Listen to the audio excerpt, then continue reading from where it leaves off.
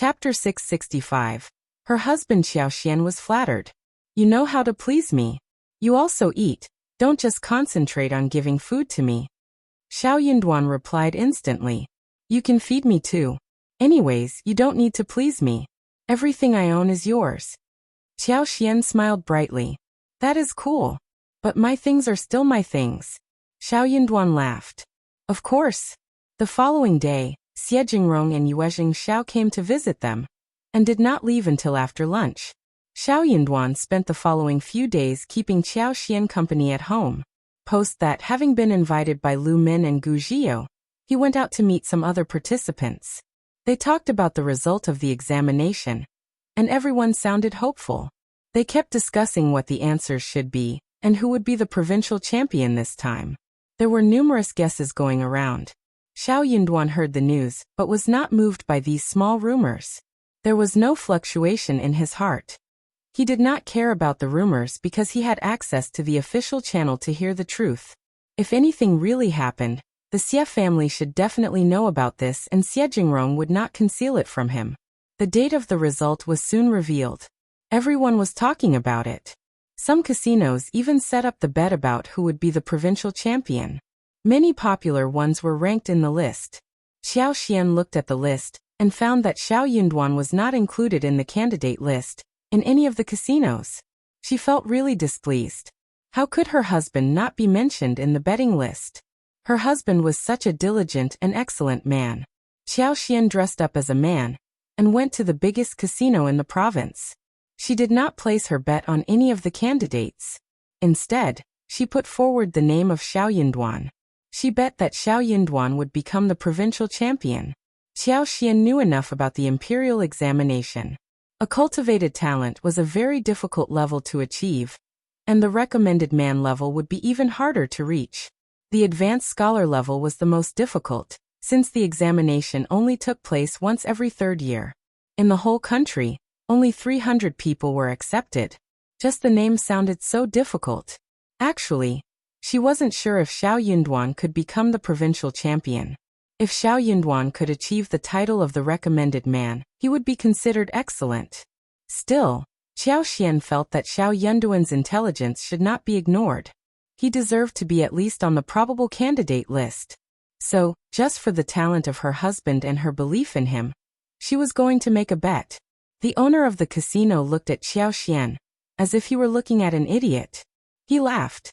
The others laughed as well. What is his name again? Don't know, never heard of him. Well, maybe they have some news. Maybe this man really has become the provincial champion. That is impossible. It would either be Gu Yuan or Hu Zhanghe. No one else is expected to make it this time.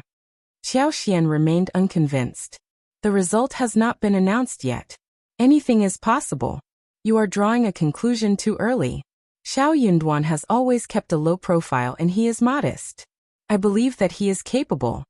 Just tell me if I can make a bet here or not. If not, I will go somewhere else. Chapter 666.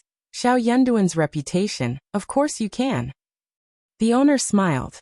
But if you are the only one who makes the bet, and you are putting a very small amount on it, we can't even open it. If you want to make a bet, it needs at least 1,000 liang, okay? The owner was very eager to get the money. Xiao Xian asked him, what is the compensation rate? Was she really going to make the bet? The owner was motivated and answered enthusiastically. 5 times.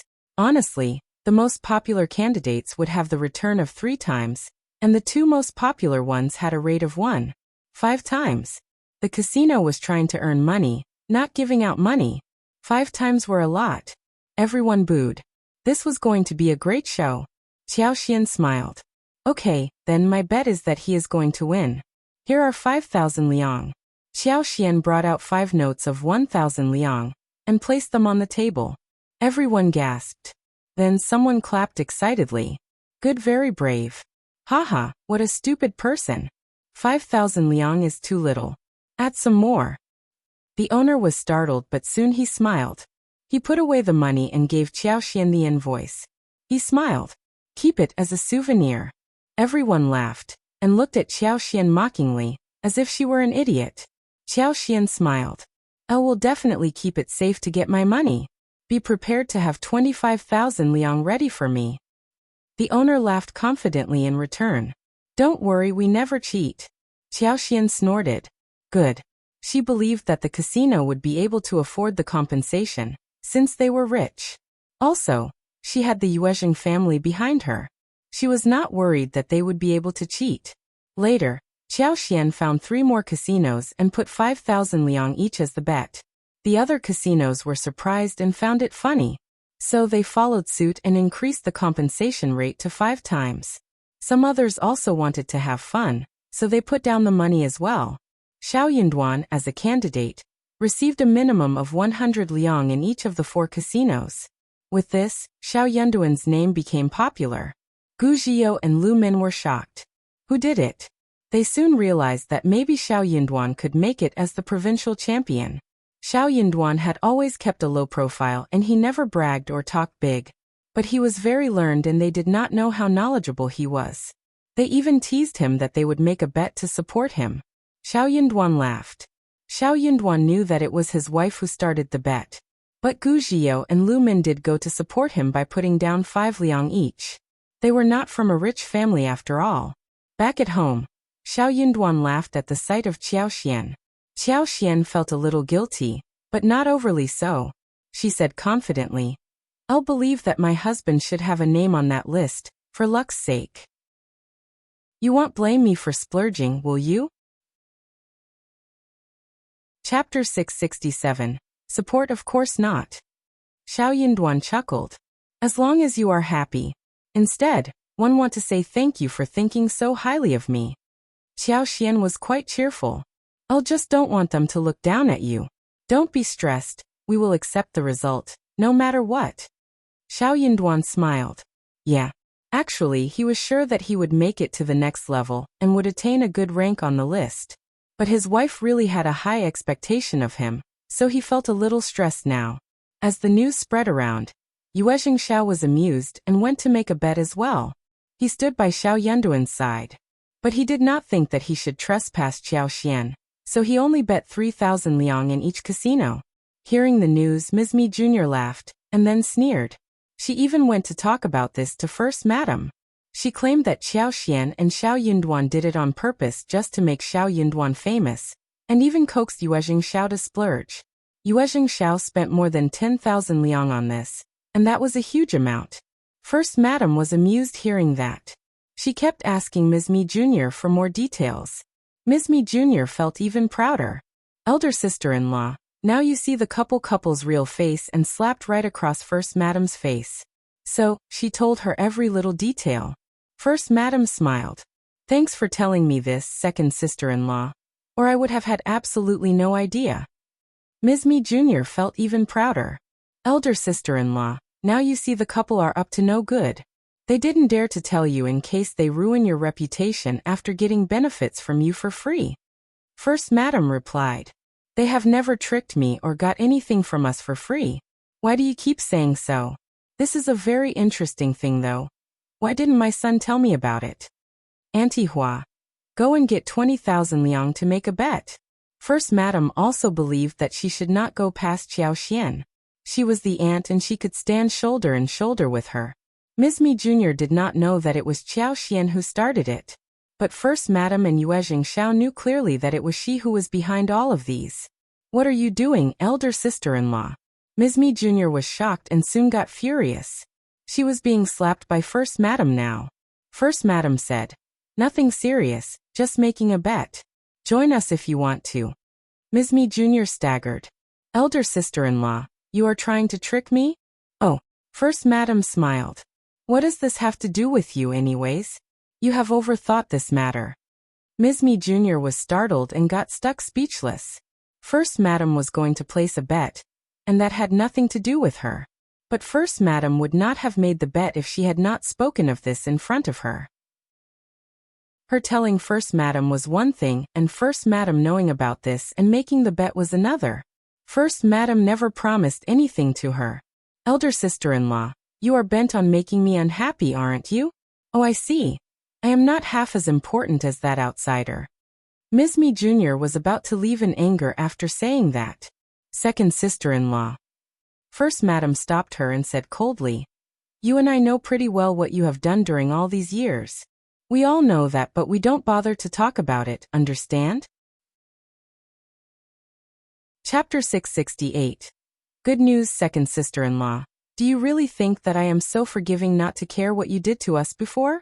Don't keep harping on the fact that we are a family. Don't you feel guilty saying this? Ms. Mi Jr. felt both angry and embarrassed. She snorted and left. Auntie Hua soon got the money and asked the housekeeper to place the bet. The housekeeper informed her that the rate had been adjusted to 3 times.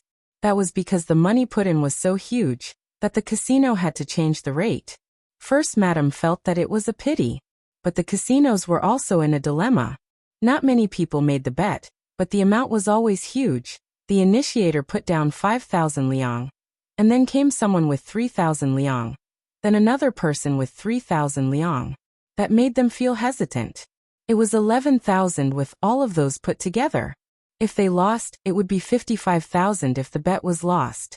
That was not a huge amount. What if someone added to the amount? So the owner decided to adjust the rate. Sure enough, one day after the adjustment, someone with 5,000 liang came to place a bet. Those who were watching the show felt that Xiao Yunduan might have some competence, so they decided to try their luck as well. So after one day, more than 500 liang was taken in. The owner was totally shocked. What was everyone doing here? Who on earth was the first person who started all of this? He really wanted to ask him if he had any inside news that made the person do this. Otherwise, why so generous? They all knew that the young master placed a bet of 20,000 liang in 4 casinos at one go. But they were never going to find that young master anymore because Qiao Xian did not show up again dressed as a man. The governmental office understood clearly that everyone was eager to see the result. So the office urged that the paper should be examined as fast as possible. 5 days later, it was time for the result. Xiao Yunduan went out with Songshi to check the list. Yuezhing Xiao joined them.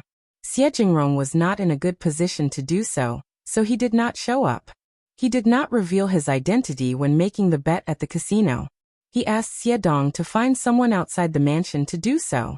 Xiao Xian was waiting anxiously at home with Li Xia and Li Qiu. They started to panic while they were waiting. They just could not help but think about the worst case. What if, well, one never knew about the future? For hours passed and the wagon finally showed up. Xiao Xian's eyes brightened, and she almost had her heart popping out. The wagon pulled over. Songshi got out of the wagon and passed on the congratulations. Xiao Xian let out a sigh of relief. She went up and saw Xiao Yunduan and Yuezhing Xiao coming out of the wagon. You made it to the next level? Congratulations. Xiao Yunduan took hold of her hands with a smile. Darling, congratulations to you. You can have all your money back. Really? Xiao Xian screamed and was shocked by the unexpected happy news. She felt that she was already floating in the clouds. You are the provincial champion? You really are the provincial champion? Actually, she was not sure if Xiao Yunduan could become the provincial champion. She made the bet because she wanted Xiao Yunduan to have what other candidates had. Chapter 669. Low profile. She did not lack money. She could always earn it back. She was just being generous while placing that bet. Seeing Qiao Xian's bright smile, Xiao Yunduan also felt really pleased. He felt happier now compared to the time when he knew that he was the provincial champion. Xiao Yunduan nodded and grinned. Yes, I am the provincial champion. So you will be Mrs. Provincial Champion from this moment on. Qiao Xian blushed and started to get a little shy. She nodded with a light smile and her eyes lit up. She could not stop smiling. Yuezhing Xiao glanced at the couple and touched his forehead. He was the third wheel again, wasn't he? How embarrassing. Well, brother Xiao and sister-in-law, you better get ready for the official messenger. I am afraid that there will be many people coming to congratulate you later today. Oh yeah, we should prepare for it. Xiao Xian suddenly realized what was going on. She asked Xiao Yunduan and Yuezhing Xiao to stay there whilst she, along with Li Xia and Li Qiu, went to make preparations. The governmental office would come to pass on the news and offer some bonus. The participants and the neighbors would also walk in to congratulate him. So they needed to prepare tea, candies, pastries and some snacks. They didn't have much stuff at home, so she asked Wuxia to buy them. Wuxia was asked to boil the water in the kitchen whilst Xiaoxian had the tea and teacups ready. Sure enough, 1 hour later, the governmental office delegation came over. Xiao Yunduan's good news had already spread to the neighborhood. Lu Min and other participants knew about this too. Many people came to the yard and passed on the congratulations. Yuezhing Xiao sent across 10 page boys and maids to help, so that they were not too busy. Lu Min and Gu Zhio also made it to the next level, with Gu Zhio ranking the last, and Lu Min placed somewhere in the middle. But they were already very satisfied by the result, and gave the most sincere congratulations to Xiao Yunduan. They were young and were lucky to have achieved this result. Their future was filled with various possibilities. They had the energy and time to advance to the next level after this. They had been to Xiao Yunduan's home, so it was all right. But the other participants came there for the first time. When they heard about the owner of the house, they were all shocked. Some people, who were not convinced or had looked down at Xiao Yunduan earlier, lost their arrogance. After all, Xiao Yunduan had never spent much money on their gatherings, and he was always plainly dressed. But ordinary people could not afford a house like this in the province or have a good relationship with the young master from the Yuezhing family. Xiao Yunduan had just been keeping a low profile in the past. They suddenly felt so shameful when they realized what was going on. Amongst them, the most shocked group was the cultivated talents from the county. They had heard of Xiao Yunduan before, and just could not believe what they saw. When did the Xiao family become so wealthy? But then, Xiao Yunduan was county magistrate's son-in-law, so it seemed reasonable that he had money. Did it mean Xiao Yunduan and Officer Qiao did not have a bad relationship as per the rumor? Xiao Yunduan and Xiao Xian did not like what they heard. Chapter 670. Mysterious. They both expressed openly that they bought the house themselves, not through Officer Qiao. Officer Qiao was just a county magistrate, and he could not have so much money to afford a house like this in the province for his son-in-law, unless he had embezzled money. Moreover, they earned the money through business with the Yuezhing family. Yuezhing Xiao was present there too. He smiled and confirmed what the couple said.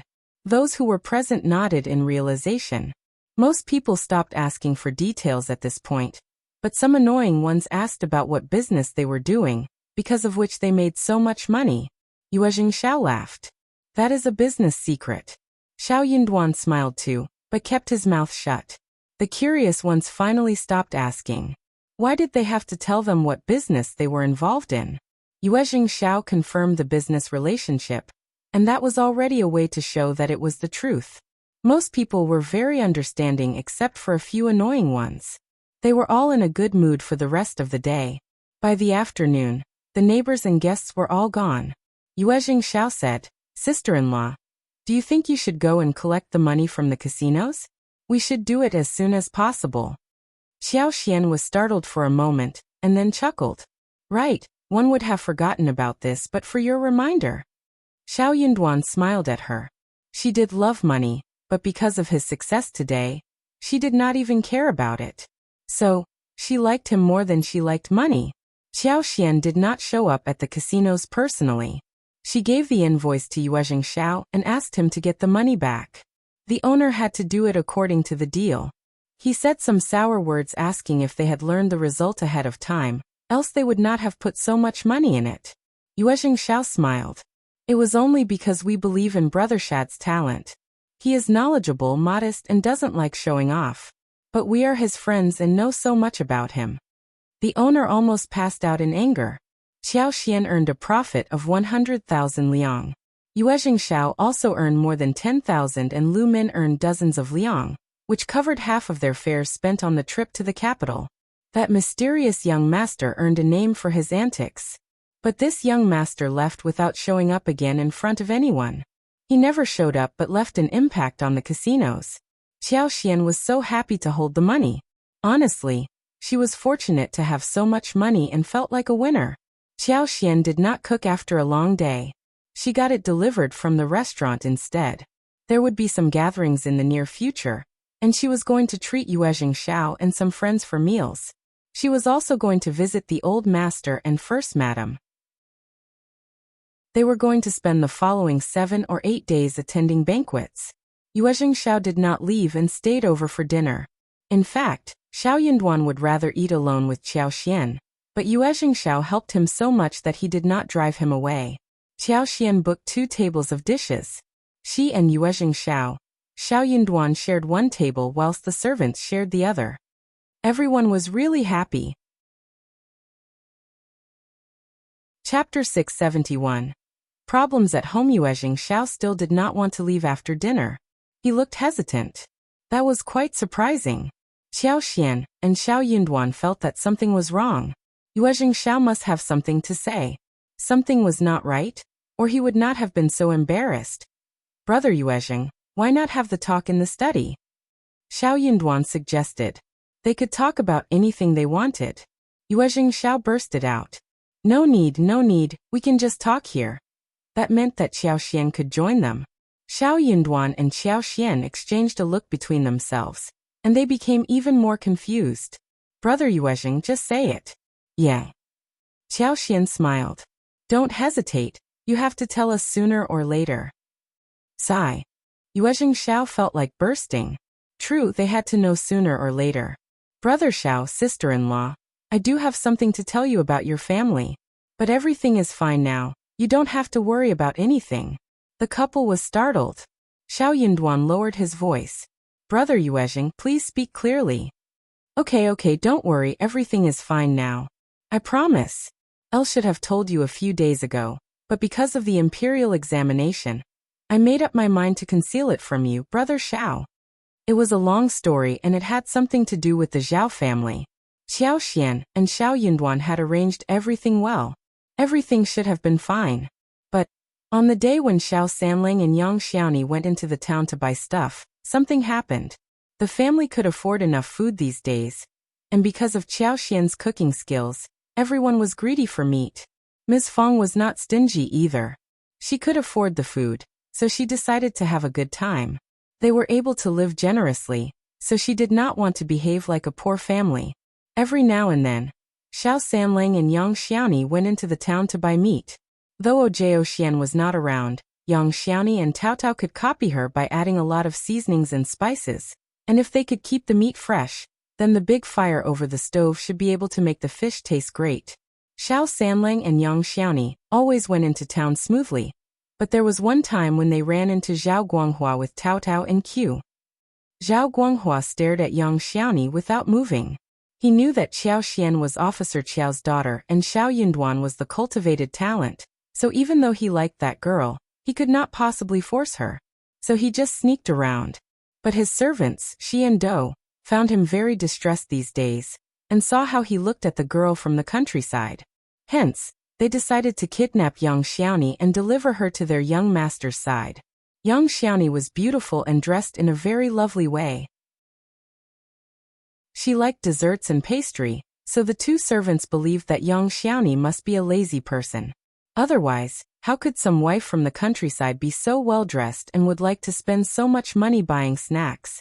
It must be the wife who was greedy that her husband had to buy those things for her. Since she was very pretty. Chapter 672. Bullying. In Do's eyes, a girl from the countryside was very easily coaxed.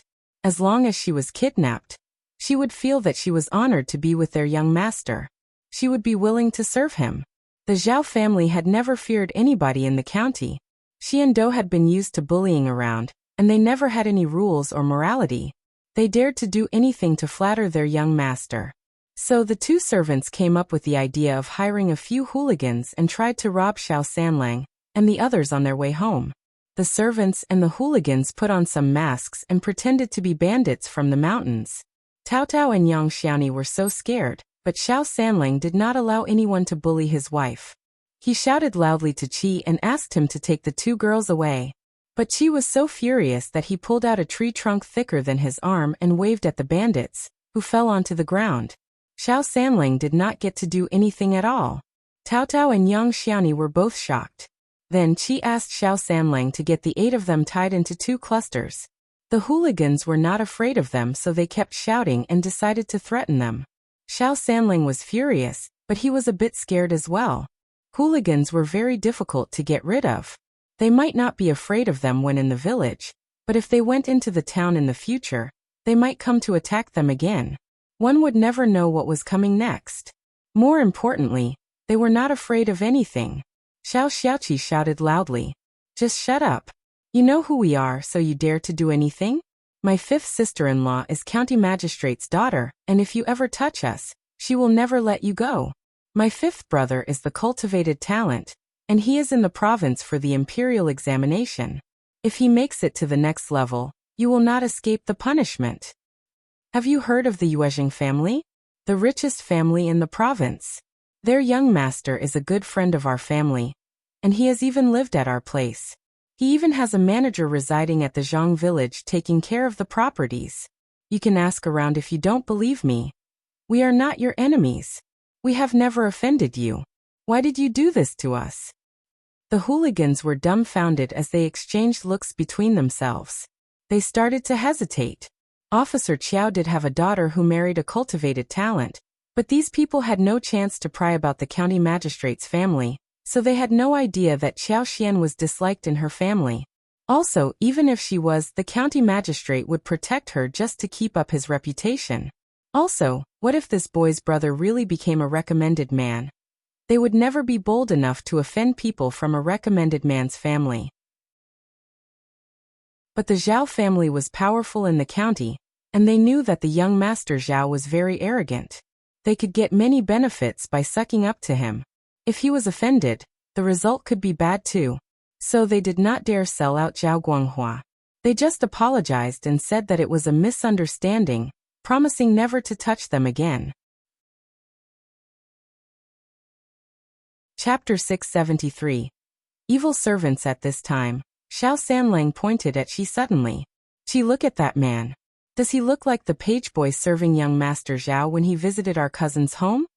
Xiao Xiaoqi was startled as he looked in that direction. Sure enough, Xiao Xiaoqi was smarter than Xiao Sanlang. He sneered after thinking for a while. So is it young Master Zhao who hired you? Shame on you. Xi and Dou felt that they were better than others, and they could not stand it when a countryside boy cursed their young master. She glared at Qi. Since you know we are working for young Master Zhao, you better untie us. Otherwise, our young master will not let you be at peace. Dou also snapped back. Yeah, you poor people from the countryside should never dare to offend our young master. You can cheat others, but we are from the Zhao family. Untie us, and let this girl come with us. When our young master is pleased, he will forgive you. Xiao Sanlang and Xiao Xiaoqi did not like such words. Annoyed, they punched and kicked the two servants who cried out in pain. They even lost 2 front teeth. We will punch you, you damn servants. We will punch you whenever we see you. Xiao Sanlang and Xiao Xiaoqi left with Yang Xiaoni and Tao Tao. Xi and Dou did not get rid of the ropes until a long while later. Finally, they went home in a mess. The hooligans found that something was wrong. They dodged Xi and Dou and refused to help them. That family did not seem to be very easy to deal with. Humiliated, Xi and Dou again cursed at those people, feeling angry. Hooligans were not easily offended. When they did not offer help, they did not dare to do anything about it either. But from that day on, they regarded the Xiao family as their enemies. After a few discussions, they instigated Zhao Guanghua by saying that the Xiao family kept sneering at Zhao Guanghua behind his back. They claimed that they went to defend his name in front of them, but got beaten. Zhao Guanghua got so furious. He could not stand the humiliation. So the next day they rushed to Shouting Village with a few followers. But the Xiao family were in charge of the village, and the land officer had a good relationship with Xiao Yunduan and his family. So the land officer would definitely defend their family to show his position and keep the family safe. He needed to act like a land officer. Also, Qiao Xian and Xiao Yunduan had said that they would offer some jobs to the villagers. A few families had already got some benefits from them, so the land officer was absolutely on the side of the Xiao family. Young Master Zhao would never do anything for the village. No one from the village would care about him. So when Zhao Guanghua came with his gang, they could not do anything to the Xiao family, and left angrily. Zhao Ming got furious hearing about this. Since when did the Zhao family become so easy to be bullied? Officer Qiao forced them to donate money, and his cheap son-in-law ordered people to punch their servants. Chapter 674. Anger out of twist. Who made them so bold as to do this? Zhao Ming gave her second brother an idea. They should be made to fight amongst themselves. So, the next day, she went to Qiao Wei and told her how Qiao Xian bought so many properties in secret, and had hundreds of mu in the village. She even mentioned how they had actually sucked up to the Yuezheng family in the province, and how lively their lifestyle was.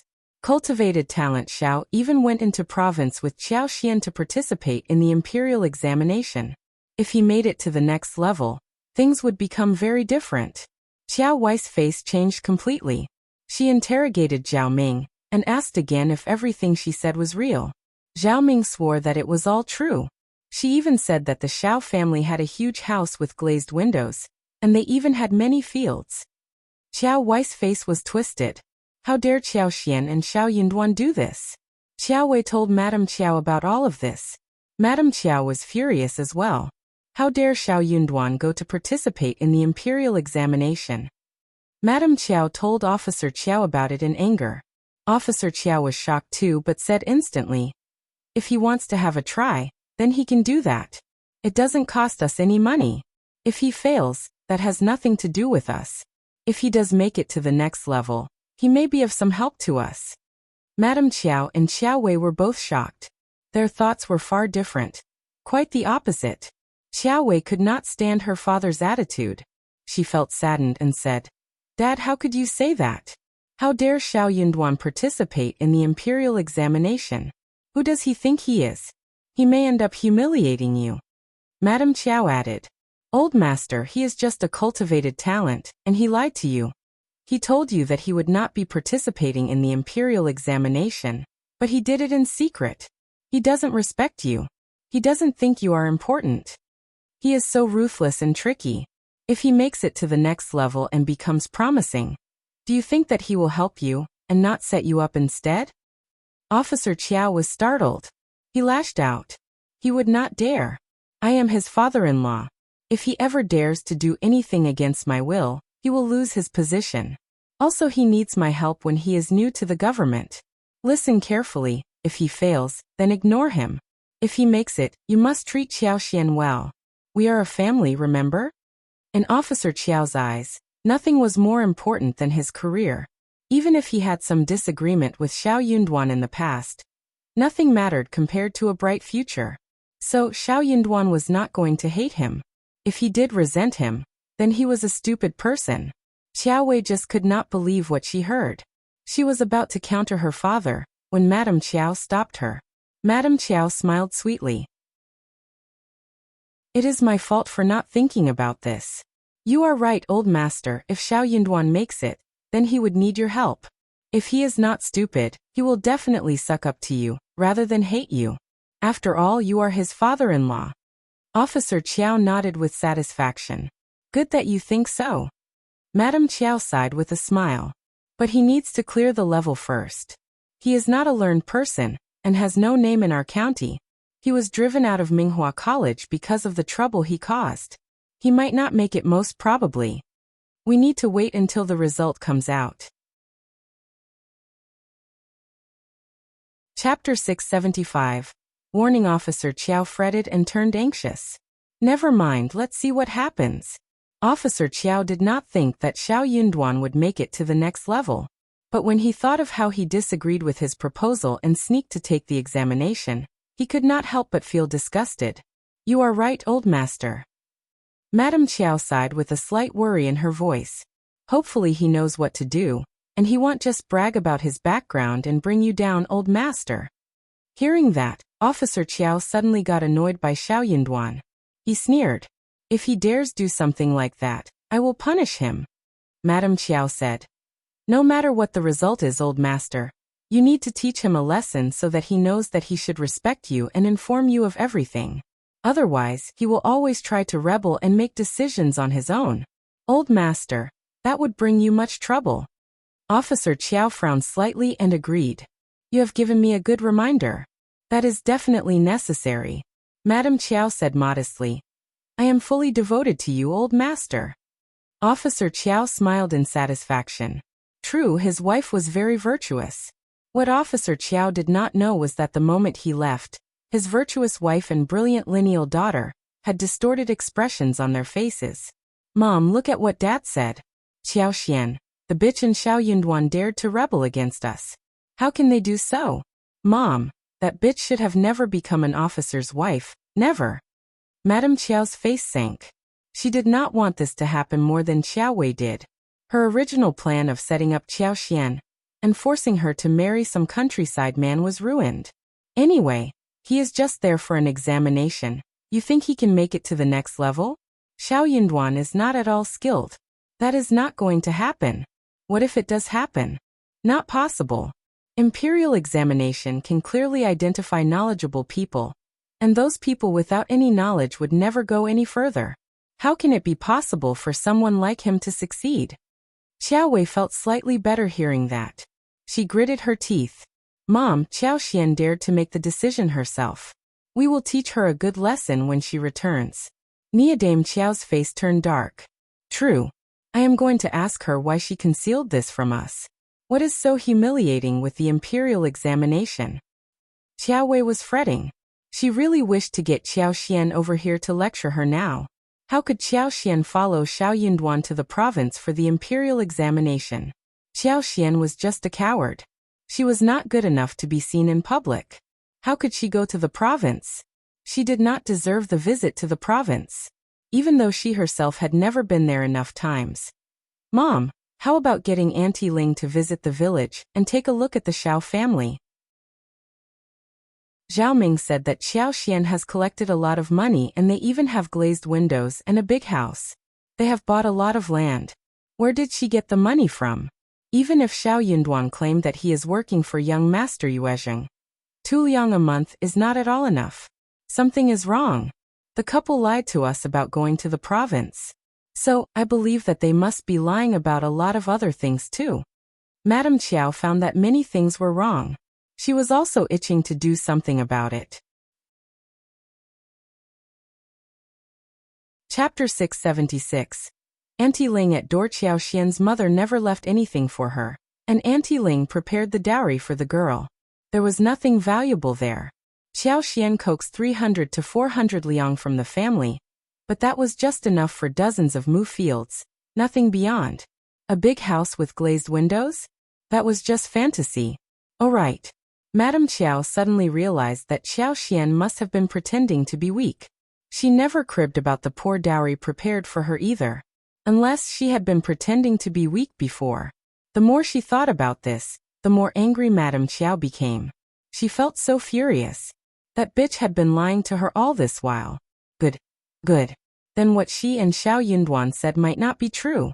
Maybe their relationship with young Master Yuezheng was not the same as they had claimed. But what could it be? Madame Chiao was feeling really uncomfortable at this moment. She turned to Auntie Ling.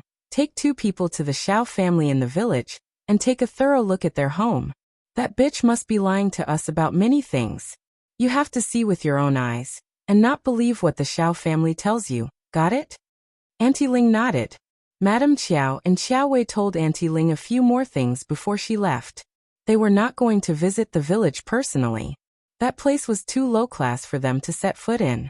Before Auntie Ling left the following day, Madame Chiao got Concubine Du and Xiao Ko to keep her company.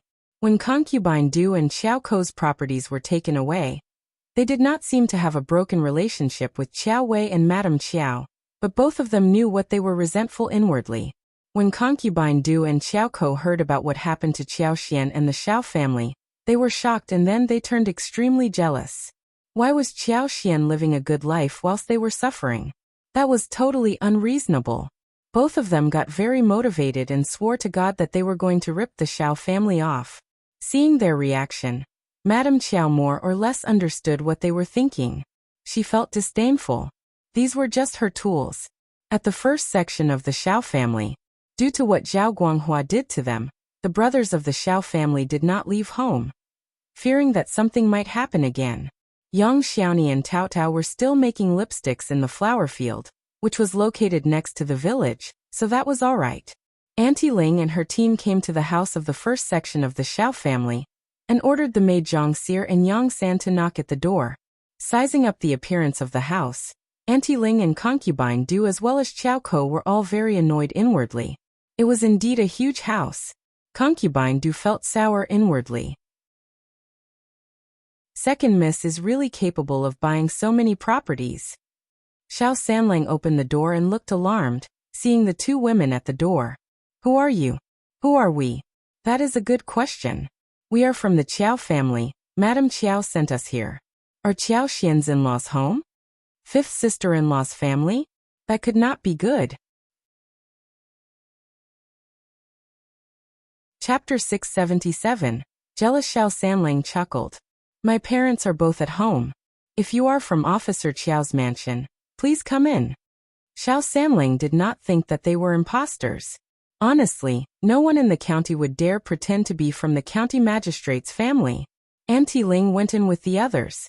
Xiao Sanlang turned around and shouted, so everyone who was at home came out. Auntie Ling, concubine Du and her daughter as well as the two woman maids were shocked to see the house. The yard was paved with flat and clean square bricks. The house was tall and spacious, and the materials used were very good. There were actually several small yards, each with a closed door. There were a lot of flowers and trees planted, which were lush and blooming, including roses, hydrangea. Pomegranates were hanging from the trees, and they were full of vitality. This was not a countryside home. In fact, it was better than a town family's home. The worst part in their eyes was that the windows were all installed with light-colored glazed windows, with a lot of light shining through. It must be so good to live in such a place.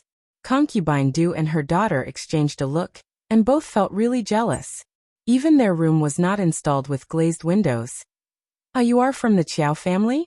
What are your names? Ms. Fong smiled brightly. Yang San frowned. You are the in-law, right? We are all women here, and we can't just meet other men. Can they be sent away? Eldest uncle flushed and looked embarrassed. He smiled.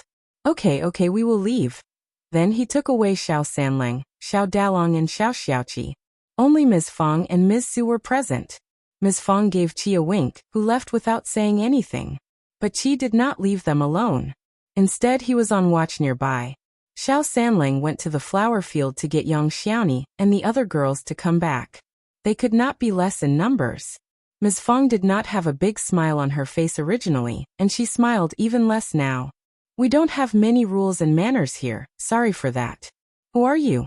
Auntie Ling and concubine Du as well as her daughter did not like the way Ms. Fong talked. They seemed to look down at Ms. Fong. Yang San introduced them arrogantly. That is concubine Du, third miss, and Auntie Ling who works for Madame Qiao. Ms. Fong said, oh, so concubine and servants. And one mistress who was her daughter-in-law's sister. So if she was her daughter-in-law's sister, then she should be above her in generation. Ms. Fong soon understood that they had no positions in front of her. Thanks to Qiao Xian, Ms. Fong had learned the inner workings of the mansions. Qiao Xian had used her common sense, and some things she mentioned were even wrong. After all, she was not professional in this aspect either. Those were just what she had learned from fiction and TV series in the past. But what she had taught Ms. Fong would be useful now. Those people were here with ill intention. Moreover, they seemed to be looking down at her. Ms. Fong almost rolled eyes at them, not intending to suck up to concubine Du and the others. It was already kind enough for Ms. Fong to let them enter the house. Chapter 678. No rules, Ms. Su, you are pregnant, you can go back to your room to rest. Concubine Du still glanced about as she sat down, hearing what Ms. Fong said to Ms. Su. Ms. Su also noticed that the visitors were not up to any good. But these were the in-laws of the family and her mother-in-law should be able to handle it. She was going to be in labor soon and she really could not help her being here. What if some accident happened? That would be horrible. So she smiled and left the threshold. Xiao Ko could not stand it but forced out a false smile. Aunt Fong, you are lucky. My second sister's dowry must have paid for everything in this house, didn't it? My second sister has got so much money. Ms. Fong glanced at her. What do you know, little girl? Don't go around spreading rumors. Miss Chiao's dowry is her own property. No in-laws would use daughter-in-law's dowry. You are just a little girl. Where did you hear such rumors? You. Xiao Ko flushed angry. Concubine Du got angry and her face sank. You. If I remember correctly, you are a concubine, right? Concubine Du Xiao Ko shouted immediately. So what? A concubine is superior to you countryside people. Tings. Fong struck the table hard, sneering despite whether they had got frightened. If that is the case, what is the point of coming to our home? You are too noble for us to serve, aren't you? So you can leave now. Miss Fong stood up and shouted at them. Just leave now, or I will use a broomstick. We countryside people are always very rough. You are driving us away? Xiao Ko sneered. Mother sent us here, and you are driving us away? I am a generation older than you, and you dare shout at me and lecture me? You are also saying that a concubine is superior to me? Does this mean your mother wanted you to say all of this?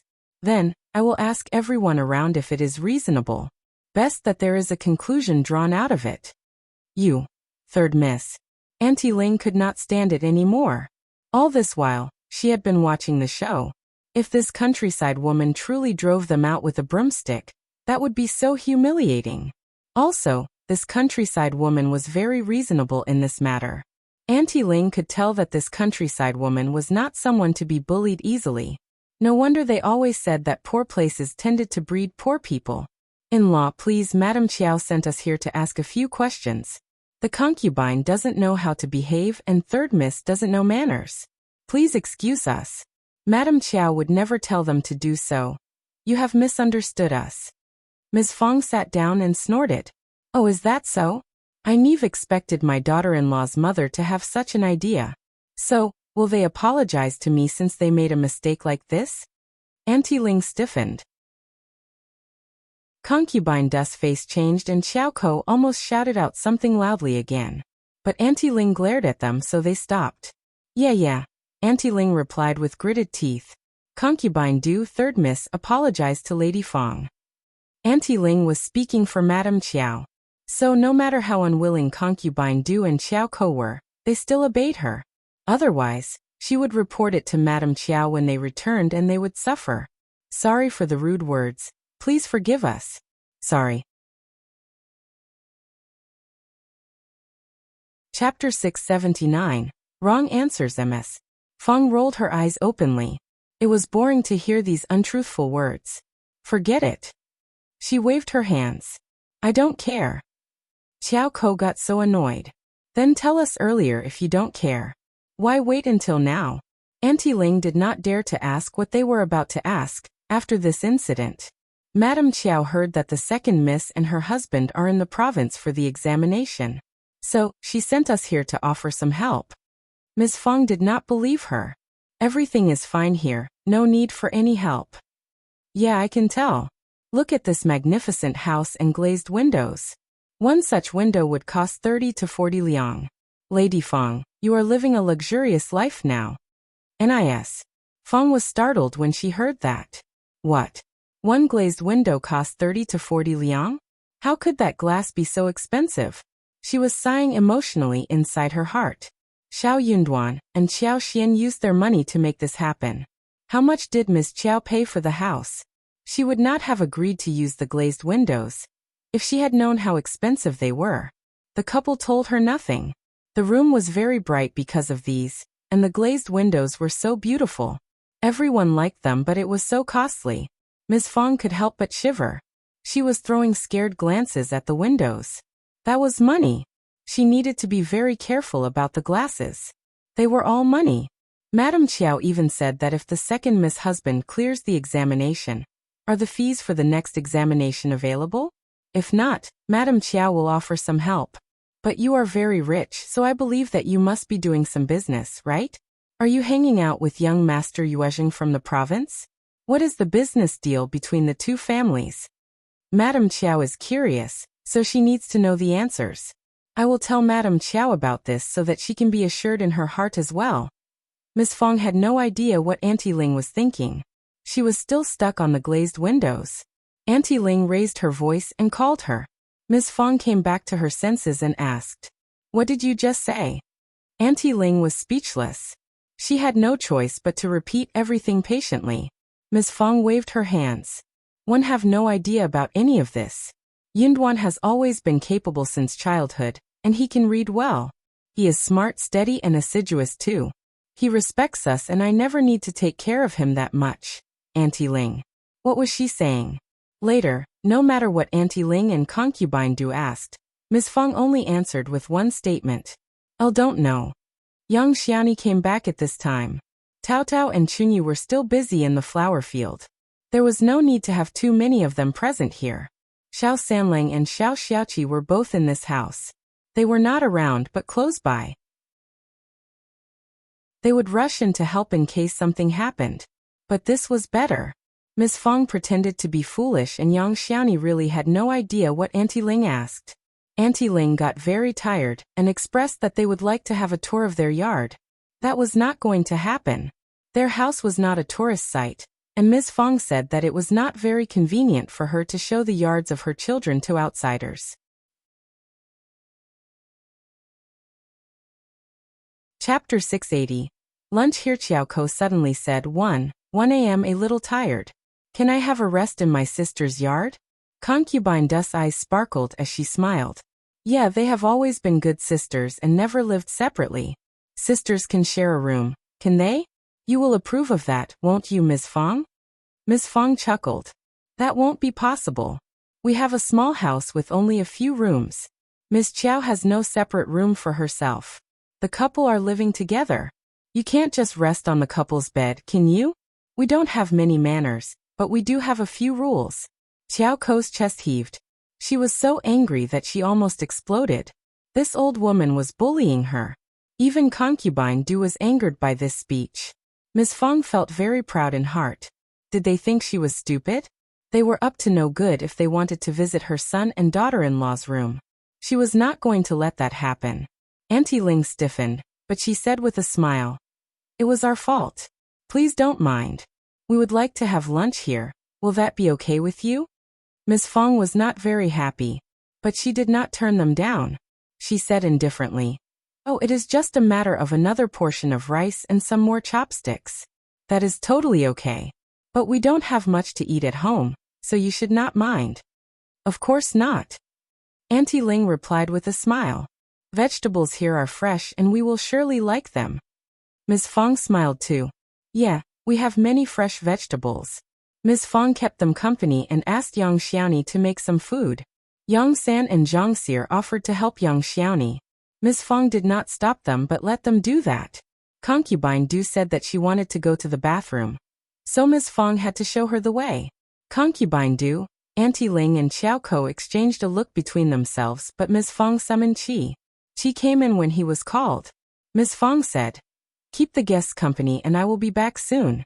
Concubine Du, come with me. Qi chuckled and nodded. "Mom, I will definitely take care of the guests." The three guests were shocked. Concubine Du had just left when Xiao Ko shouted at Qi, "Who are you?" Qi replied, "Your brother-in-law is my brother." Xiao Ko frowned and showed a disdainful look, snapping inwardly. Brother-in-law, that cultivated talent didn't deserve this title from her. He was always looked down upon by her parents, and he didn't dare to utter a sound. Your family really has no rules. We have not been served any tea ever since we came here. I am thirsty, serve me some tea. She looked at her. Wait. What? Elle said wait. She said naturally. If I leave the room, you will be alone here. Our rule is that we should never leave the guests alone. Xiaoko. You. Auntie Ling could not help but feel nervous. Was this family stupid for real or pretending? She did not understand. She glared at Xiaoko, who was about to counter. But it seemed that there was no way that they could realize the plan of walking around in the house without the Xiao family being involved. Chapter 681. Concealing. Xiaoko snorted and glared at Qi. She did not dare to disobey Auntie Ling, but she felt really unconvinced. She did not think that Auntie Ling needed to respect the Xiao family so much. They could do whatever they wanted to do with them. Why bother saying such empty words? Soon concubine Du and Miss Fang came back. She went away to get some tea. Since the guests asked for tea, he was going to serve it to them, for his fifth sister-in-law's sake. But he recalled how his fifth sister-in-law spoke highly of golden sprouts and lavender, which were rare, even for rich people. He thought for a while and grabbed some really old tea and poured 3 cups for the guests. In the hall, Ms. Fang kept the guests company, while in the kitchen, Yang San and Zhang Xie also tried to get something out of Yang Xiaoni regarding the Xiao family. Yang Xiaoni was honest, but she was not stupid. Her fifth sister-in-law kept telling her that they should keep a low profile and make a fortune without showing off. She understood that they should conceal the wealth, or there would be trouble at the door. Exposing the family wealth would bring them trouble from those who wanted to steal it. So when Yang Xiaoni heard them asking about what was going on in the family, she got alarmed. She kept saying that she had no idea what was going on. Yang San and Zhang Xie felt annoyed and even sneered. You are the daughter-in-law of the Xiao family. How can you know nothing? Yang Xiaoni showed a natural smile. Mother-in-law is in charge and I have an elder sister-in-law. Also, my fifth sister-in-law is more capable than me, so I just do what they ask me to. The 2 maids were speechless. Honestly. After this, they decided to become lazy. They did not want to help Yang Xiaoni for real. They were only trying to get something out of Yang Xiaoni, but failed. So they found an excuse and left the kitchen. They were servants, but they were not going to help the countryside people. Yang Xiaoni pursed her lips. She did not care. Good that they were out of the way. She did not intend to make a sumptuous lunch. Ms. Fang did not need to stress because a foodie like Yang Xiaoni would not want those people to stay for lunch. So she was not going to provide them with good food. It was a vegetarian fare. Only Ms. Su and 2 children had steamed eggs. The 3 guests were not very happy seeing the dishes. Xiao Ko said involuntarily, "You live in such a big house and have everything, but you only have these dishes for lunch?" Yang San cut in. "I can see many chicken and fish in the yard." Ms. Fang glanced at Yang San. She had been careless not to keep eyes out for these 2 people who took a walk in the yard. Ms. Fang did not feel embarrassed and explained, "Chicken should be kept for laying eggs. My elder daughter-in-law is pregnant, and she needs to eat eggs every day. When she is in her first month of confinement, we would kill a few chickens for her nutrition. No one kills chicken every day, and fish are being kept to exchange them for spices." Xiao Ko sneered. "We are your guests. Is this how you treat your guests?" Chapter 682. Approaching MS. Fang was not afraid of her. She smiled brightly. "I am not treating you as guests, right? We are a family." Xiao Ko got so stuck by her response that she had no idea what to say. That was so shameless of her. Even Auntie Ling and concubine Du were shocked. This countryside woman was not very easy to deal with. But when concubine Du realized that Xiao Xian had such an annoying mother-in-law, she assumed that Xiao Xian would not be having a good time here, so she felt slightly better. Auntie Ling still remembered their main purpose of coming here. So instead of lingering over the minor thing, she smiled. "You are right, we are a family so we can help ourselves. The vegetables from the countryside are so fresh, and we can have a good taste of them." "Yeah, you are right, Auntie Ling. Take a seat, and eat as many fresh vegetables as possible." Ms. Fang spoke as if she were offering some precious food. Auntie Ling just had no idea what else to counter back with. Yang Xiaoni was not very happy that someone was here to eat lunch with them. Moreover, the dishes had no meat and there was no oil. Very basic fare. The 3 women were not very used to the pure vegetable dishes served on the table. After lunch was done, Auntie Ling asked concubine Du and Xiao Ko to take a rest in the wing room, whilst she had a private talk with Ms. Fang. "Ms. Fang, in fact, Madame Qiao asked us to come here because she cares about Second Miss and her husband. We heard that Second Miss has bought many fields. I want you to show them to me, okay? In this way, we can tell Madame what we found." Ms. Fang's face sank. Of course she knew that Xiao Xian had many properties, but she was not going to show them to Auntie Ling. Lipsticks were produced in the flower field, and those bee boxes kept there could earn them a lot of money, 3 times a year. So, she was not going to let Auntie Ling know about any of these, nor will she let her go and see them. She was not going to show them the garden and the fruits, as well as other herbs as well. Those were all precious things. She could not be taken to the mushroom house at the entrance of the village. Miss Chiao had told her that things inside there were very expensive too. Ms. Fong had no idea what was going on at the Zhang village, but she heard that young Master Yuezheng had sent a manager to take care of them, so those things were definitely good ones as well. Ms. Fong understood what dilemma she was facing right now. My daughter-in-law did buy some fields, but those are not precious ones, and have few products coming out of them. What is so good about it? Why would my in-law want you to see them? Auntie Ling gave a very meaningful smile. Ms. Fong, I am just following Madame Chiao's order. She should have her own reason to do so. There is no way for me to ask her about it. Also, it is not a secret, right? Ms. Fong said to herself that it was, of course, something to be kept away from her in-laws. I am not sure what Ms. Chiao is doing. She uses the properties, and I never ask her about this. That made Auntie Ling feel that something was wrong. So she insisted with a smile. I'll just want to take a look at them. You don't have any idea about where the properties are? Chapter 683. Conflict. Madame Chiao cares about the second Mississippi. If you don't tell me now, Madame Chiao would definitely send some more people here. One don't think that we need another unnecessary visit, do we? Ms. Fong said to herself. Well, try another visit then. Why would they come here again? That was a trap. Ms. Fong turned to the other topics, and refused to show her what she wanted. Auntie Ling felt annoyed and her face sank. Ms. Fong, you keep turning me down. Is it because there is something strange in there? Madame Chiao can dig out whatever she needs to know. Do you think that you will be able to stop us forever? I can tell Madame Chiao about what is going on here. Also, why is there a locked garden behind your yard? I heard that there are many fruit trees and spring water there too. I will go and take a look at it. Is that fine? Ms. Fong was startled. Of course not. It was not okay. Ms. Chiao owns the garden, and we can't get in there without Ms. Chiao's permission. Those are just fruit trees. Why insist on checking them out?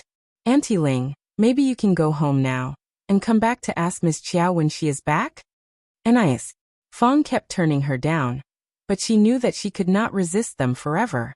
She just hoped that Xiao Xian and Xiao Yunduan would return home as soon as possible, so they could solve the problems personally. Auntie Ling felt very irritated, hearing that this small request was turned down as well. Ms. Fong, I am addressing you respectfully, but don't think that you are someone great.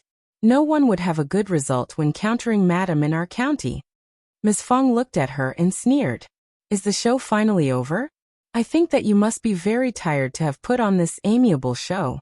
I can't make a decision for Ms. Chiao. When she is back, you can ask her yourself. You are just giving us a bad time when you come and ask for this and that. We are countryside people and we can't afford to treat you any longer. Please leave now. Auntie Ling was so shocked that a countryside woman would disrespect Madame Chiao. She sneered and was about to say something, when Concubine Du and Xiao Ko came in, looking messy. Xiao Ko screamed, Auntie Ling, let's just go home. I am going to tell Mother that the Xiao family is just ridiculous. They beat us. Auntie Ling and Ms. Fong were both shocked. Yang Xiaoni and Xiao Xiaoqi, Xiao Sanling came in together, looking furious. She snapped and said angrily, You are the robbers. I told you not to go to the garden, but you ordered the two women to smash the door. Are you bandits?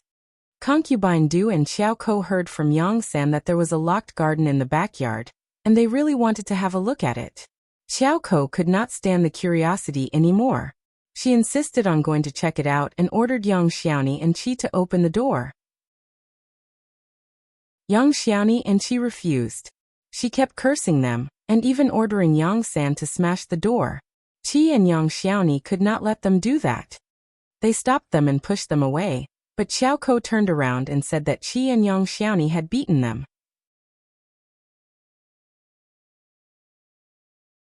Chapter 684. Spine at home. Xiao Ko sneered. What on earth is hidden inside the garden so you won't show it to us? I will definitely find it out soon. I will tell Mother about this when we return, and she will send more people. I will see what you dare to do at that time. Auntie Ling stopped herself when she heard what Xiao Ko said. No wonder Madame Chiao sent these two to keep her company. Sometimes they did need some wild and intimidating people to deal with the problem. Ms. Fong hated it when Xiao Ko behaved so arrogantly. She got so furious and snapped. Oh yeah? Trying to use your power now? We are not as noble as Madame Chiao, but we are an ordinary family who lives peacefully. How can you come and cause us trouble? Madame Chiao has sent some unreliable people, and I want to argue with her about it. Xiao Ko snapped at her disdainfully. Arguing? Who did she think she was? How would she have a position to argue with her mother? Did she think that they were actually being treated as in-laws? They were nothing but rude, poor farmers. Seeing Xiao Ko treating Ms. Fong so impolitely, Xiao Sanlang and Xiao Xiaoqi got furious.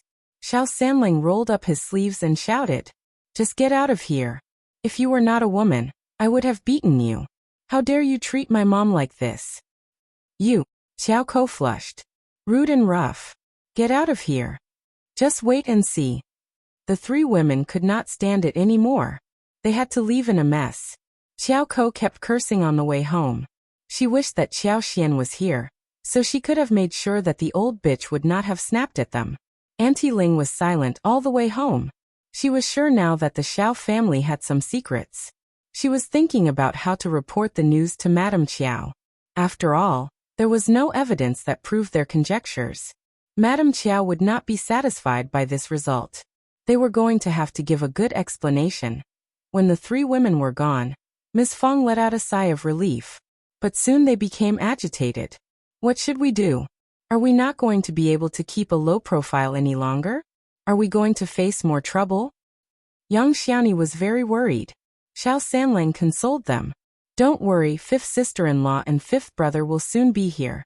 They will have some solution when they are back. Ms. Fong sighed as well. But that was the problem. The two of them were the spine of the family. She was calm. He said, I am afraid that the third miss of the Chiao family was not joking. Madame Chiao will surely send more people here. One will go to the Zhang village and get Manager Dong here. Fifth brother and fifth sister-in-law told them to fetch Manager Dong when they ran into problems that they could not solve. This was the time to fetch him.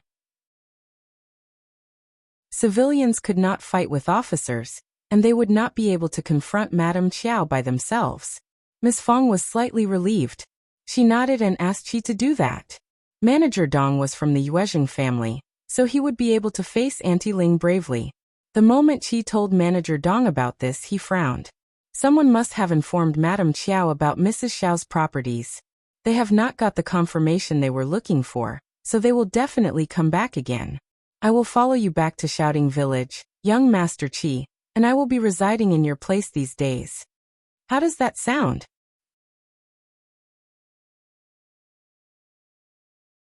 Chapter 685. Unconvinced for security's sake, one will write a letter to young Master Yuezheng and tell him about this. Manager Dong was Yuezheng Xiao's trusted servant, and his young master told him repeatedly about the Xiao family. Hence, he was very concerned about whatever was happening to them. He knew about the lipsticks, so based on that, his own young master was definitely going to protect the first section of the Xiao family, let alone their deep relationship. She was very happy to hear that. He nodded with a smile. That is the best. Thanks for your help, Brother Dong. Manager Dong went back with Qi to the village whilst on the other side. Xiao Ko also passed on the happenings of the day to Madame Chiao. With the narration of Auntie Ling's exaggerated stories, Madame Chiao and Xiao Wei got very furious. How dare the Xiao family do things like this? But they can do nothing when I want to know something about them. Xiao Wei snapped. Mom, there is something wrong going on here. We have underestimated the damned girl Xiao Xian. She has been pretending all this while. I will not forgive her when she comes back. Xiao Ko added. I knew that. Xiao Xian always liked pretending. She never had a good heart. Now you believe what I said, mother and sister.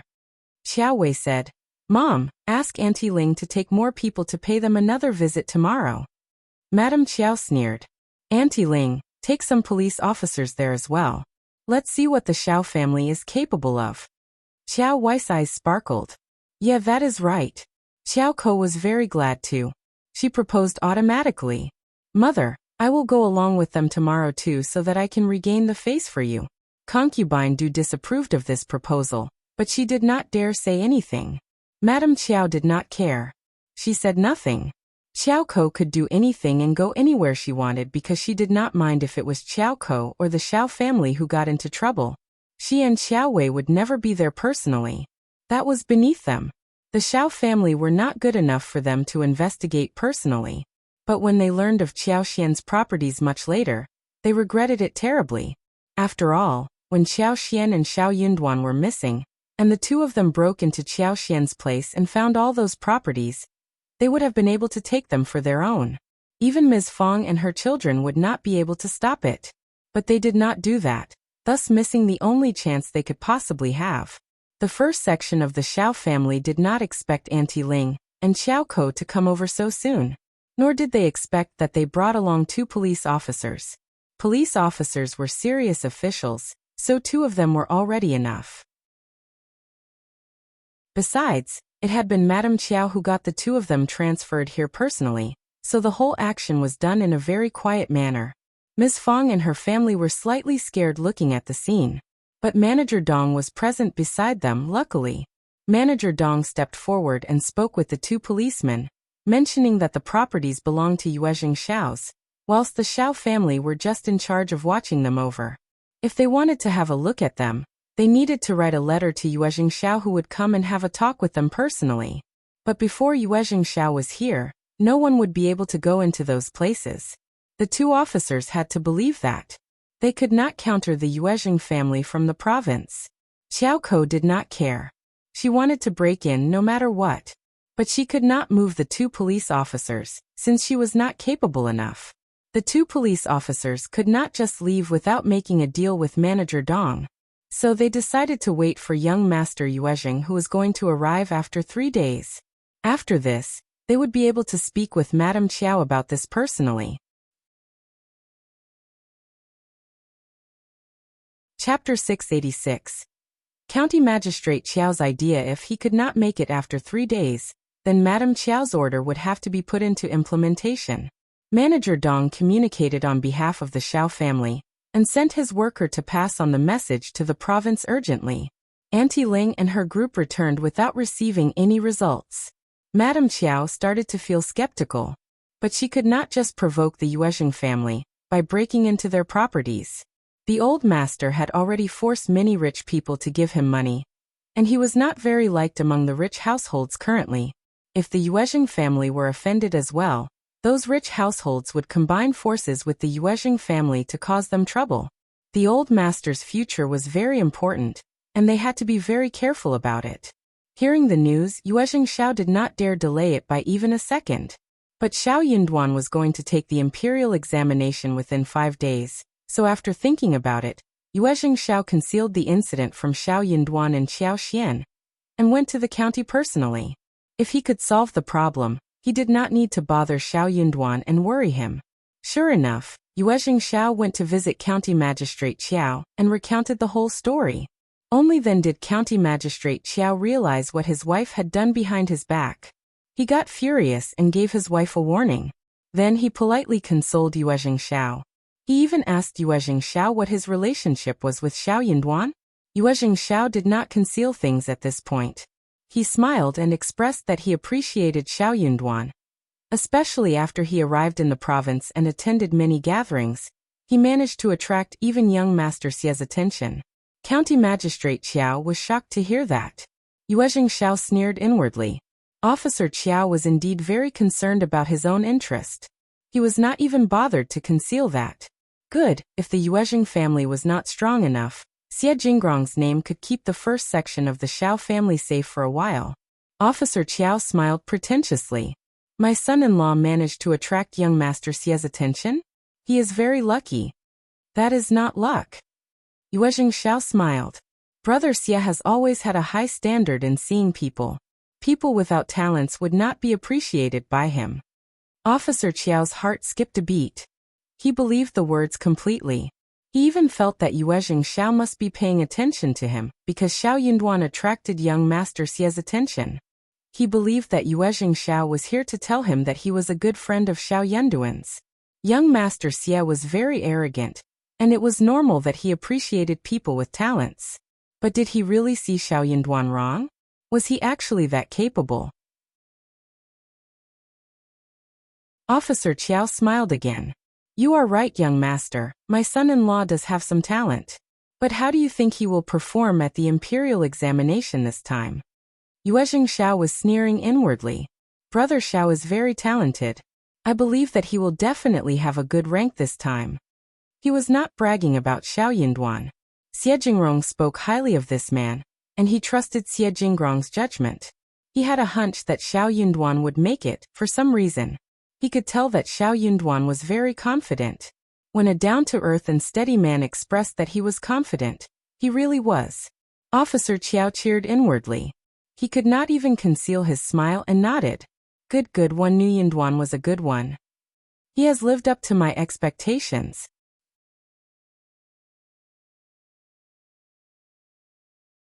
Chapter 687. The Zhao family and the trouble. Yuezheng Xiao smiled. Then congratulations to you, Officer Qiao. Thank you. So, Yuezheng Xiao solved all the problems on this visit. Now whether Xiao Yinduan could make it this time, thanks to his relationship with Yuezheng Xiao and Xie Jingrong, County Magistrate Qiao would not do anything bad to this son-in-law of his. He understood clearly how difficult it was to become a recommended man. Very few people could make it on their first try. Even some capable ones could not make it, because the competition was very fierce. Xiao Yinduan was young, and he would have many chances in the future. Officer Qiao was never going to let go of a son-in-law like that. Officer Qiao lectured Madame Qiao, and told her never to cause trouble to the first section of the Xiao family, at least before the examination result was announced. Before he was able to figure out Xiao Yinduan's relationship with Xie Jingrong, nothing like this would be allowed. Madame Qiao's heart ached. Qiao Wei was very displeased too. Qiao Ko was shocked. How could that be possible? A man like Xiao Yinduan should not have any relationship with young Master Xie. He was not even good enough to be his servant. If Xiao Yinduan could suck up to young Master Xie, then it meant that Xiaoxian had the chance to meet young Master Xie and have a promising future? That could not be right. Qiao Ko wanted to grab Xiaoxian and interrogate her thoroughly. Madame Qiao did not think that Xiao Yinduan would be successful. So she said angrily, let's wait and see. As long as Xiao Yinduan failed, she had all kinds of solutions to change old master's opinions towards Xiao Yinduan. They would just wait for now. But Qiao Wei was in a hurry. She could not stand it whenever she thought about this. So, she went to Zhao Ming but did not tell her about Xiao Yinduan's relationship with Yuezheng Xiao and Xie Jingrong. She told Zhao Ming to do something against the Xiao family, and she was going to help her clear everything, irrespective of what she did. She also promised that she was going to help the Zhao family to get back the money her father got from them. Zhao Ming had been very angry about being humiliated by the first section of the Xiao family, so she was motivated hearing the suggestion. That was such a huge amount of money. If she could get it back, her parents would be so happy. Zhao Ming was alone and not powerful enough. She was in a good relationship with her brother Zhao Guanghua, so she went to her brother and talked about this. She and Yu were very annoyed because of what happened last time, so they decided to take revenge this time now that the chance was at their door. The two of them made a plan with Zhao Ming and tried to convince Zhao Guanghua. Zhao Guanghua thought of the money, also of Yang Xiaoni, and was reassured of Qiao Wei's promise, so he approved of this proposal. He told Zhao Ming, you are a girl, and you don't have to get involved in this personally. I will deal with the rest. Zhao Ming only needed a result, so she agreed happily. What Qiao Wei wanted was that they could ruin the first section of the Xiao family, and their reputation would be destroyed. But Zhao Guanghua was dreaming about Yang Xiaoni, so he decided to start working on her first. In his opinion, if he could get Yang Xiaoni in his hands and bring a prostitute to ruin Xiao Sanlang's reputation, then Qiao Wei's mission would be accomplished. Zhao Guanghua understood that it could not be done recklessly, so he decided to make use of Yang Liang, based on what they had heard. Hearing the plan, Yang Liang turned really angry. He snapped at Zhao Guanghua. He might not be a good brother, but he was not going to ruin his sister's life. Chapter 688. fake brother and sister, but even though Yang Liang did not like it, Miss Tian was very motivated to do so. She had been trying to find a way to take revenge on that bitch, and now the chance had come. Miss Tian ignored Yang Liang's prevention and accepted the 20 liang that she offered. She could tell that the couple had different ideas. So he said that he would come back the next day and left. The moment she was gone, Yang Liang shouted angrily at Miss Tian. Why did you accept the money? You go and return the money. She is my sister, real sister. How could you? How dare you treat her like this? Miss Tian sneered and put away the money. She did not care about Yang Liang's anger and snapped back. Real sister? She is living such a good life, and she has never spared a thought to you. Bah, real sister. Poked in his aching spot, Yang Liang became embarrassed, but felt regretful too. Shame on you. You treated her badly, that is why. And you were dead.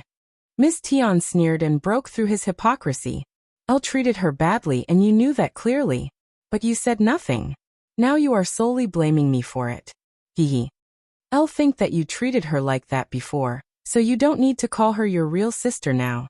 Also, the young Master Zhao can take her as a concubine even though she is married. What is so wrong about it?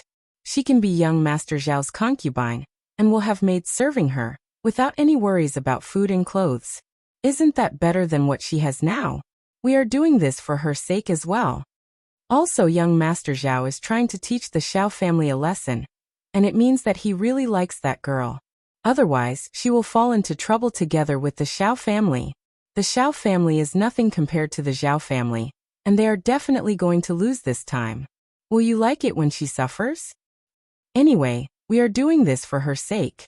She will thank us when she knows our purpose in the future. I have accepted the money and I am not returning it.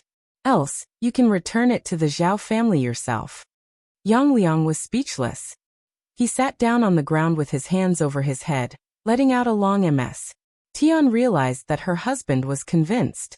She sneered proudly and knew that Yang Liang had no opinion of his own. She could do anything she wanted with him. She would do whatever to teach Yang Xiaoni a lesson, even if she was not paid. That damned girl had no heart. She was living a good life but cut off her relationship with them.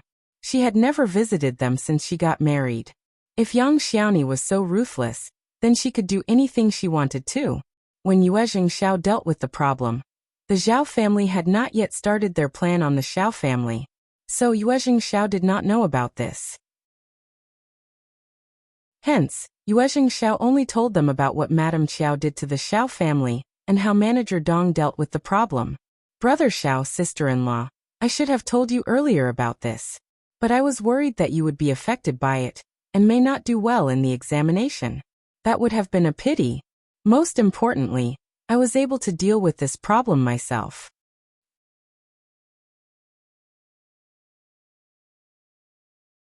Chapter 689. Going home, it was my fault anyway. Brother Xiao, sister-in-law, please forgive me. Xiao Xian and Xiao Yunduan looked at each other transfixedly. They were shocked. They had never expected that such a thing would happen at home. They had not expected that Madame Qiao would send her people to cause trouble at this juncture. Luckily, she turned to ask him for help. Otherwise Madame Qiao would have discovered everything they had been trying to hide. They would never blame Yuezheng Xiao for this. He was already very devoted to their well-being. He made this decision because he treated them as real friends. Brother Yuezheng, you really make me feel so ashamed of myself. Xiao Yunduan replied emotionally. We are not ungrateful people. Actually, we should thank you for your help, Brother Yuezheng. Xiao Xian added. Yeah. Most importantly, it has been solved and everything is fine. As Xiao Xian thought of Xiao Yunduan, who had become the provincial champion, she smiled and added, we will be fine henceforth. All of them understood what she meant and laughed. They did not need to hide the secret any longer. When Xiao Yunduan became the provincial champion, they would announce their relationship with the Yuezheng family and Xiejingrong. In this way, the Qiao family would never dare to think about taking possession of their properties. The three of them exchanged a few words and charted out a strategy about how to make the details about the properties public. It was very late by the time they finished. Yuezheng Xiao felt assured, thinking that they did not blame them for making the decision on his own. He was about to leave since it was getting dark when Xiao Yunduan said, "Brother Yuezheng, I am thinking about going home with my wife tomorrow. Could you please help us to deal with the rest of the affairs here? If someone asks where I am going, please tell them that I need to go home to deal with some urgent matters." Xiao Yunduan was not entirely assured that the problem was solved. He knew fairly well what Madame Qiao was capable of. If the news that he was the provincial champion reached the county, he could not be sure that Madame Qiao would not do anything against his family. After all, she hated his wife so deeply. Maybe she would blame her for hiding everything. Yuezheng Xiao understood that he could not stop Xiao Yunduan at this moment. He nodded resolutely. "In this case, I will arrange the wagon to take you home. I and Brother Xia are here to help you. It is a little sad that you are back so soon, but we should have more chances in the future for other things." Xiao Yunduan smiled with a gesture. "Thanks, Brother Yuezheng. Don't mention it." After Yuezheng Xiao left, Xiao Xian and Xiao Yunduan packed up swiftly, ready to leave early the next morning. They had lived here for a long while, and Xiao Xian bought many things. But they could not take too many back home, since the trip tomorrow was going to be very quick. Xiao Xian decided to take Li Qiu back and let Li Xia stay. She told her to work with Yuezheng Xiao, who could send her back home later. If she did not understand something, she could turn to Auntie Hua, who worked for First Madam. But she should be cautious about Second Mrs. Yuezheng and her daughter. Xiao Xian even gave her 10,000 liang and a letter for Yuezheng Xiao, asking him to buy out the land she had set her eyes on. Li Xia nodded nervously, but she felt excited as well. Mrs. Xiao seemed to trust her and hence instructed her to do these tasks. If she could do these well, she could become one of her most trustworthy maids. Mrs. Xiao was an upright person, and she would definitely ensure a good future for her. Li Xia felt so lucky to have been bought off by Xiao Xian. Chapter 690. Ms. Tian's plan. The dawn had just broken when Xiao Xian, Xiao Yunduan and Li Qiu were hurrying back home. They knew Madame Qiao and Xiao Wei well, so even though they kept consoling each other, they still desired to arrive home as soon as possible. Evil and reckless people would always do something unexpected, something beyond their expectation. Xiao Yunduan did not attend the gatherings of the recommended men. Yuezheng Xiao helped him to explain to others that Xiao Yunduan needed to go home for some urgent matters at home. The others all understood what happened. One could not be delayed when he needed to deal with something at home. After she and Ms. Tian made the deal, Zhao Guanghua came to Yang Liang's home in a low-profile manner the following morning. Thinking that he could get hold of the beautiful girl she had been dreaming of, Zhao Guanghua felt so motivated. Ms. Tian received Zhao Guanghua and his servant passionately, and Zhao Guanghua was generous enough to give her a small amount of money again. Yang Liang wasn't feeling well. He remained silent, sitting in the corner with his head lowered. Ms. Tian looked down at him. He had approved of this proposal as well. What was the point of pretending now? When everything was settled at home, Ms. Tian went to Yang Xiaoni with 2 crying children, saying that Yang Liang had just rolled off the hill and got seriously injured. Maybe he would be paralyzed for the rest of his life. She expected her to come and take a look at him since he was her brother after all.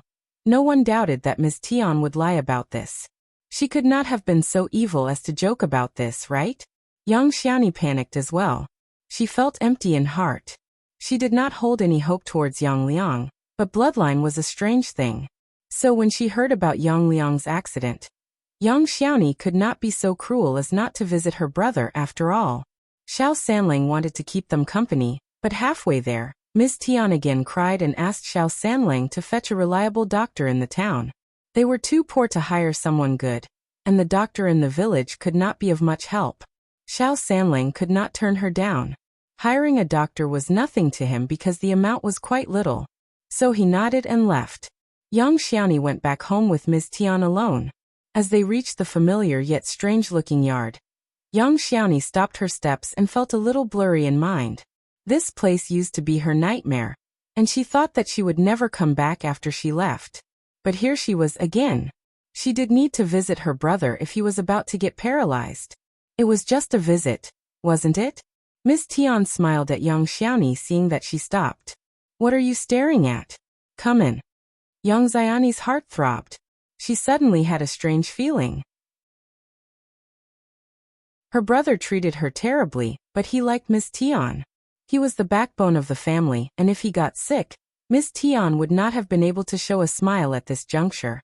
Young Xiaoni was a very open-minded person, not a cautious one. But Miss Tian had never treated her nicely. At this moment though, she seemed so different. That was very weird.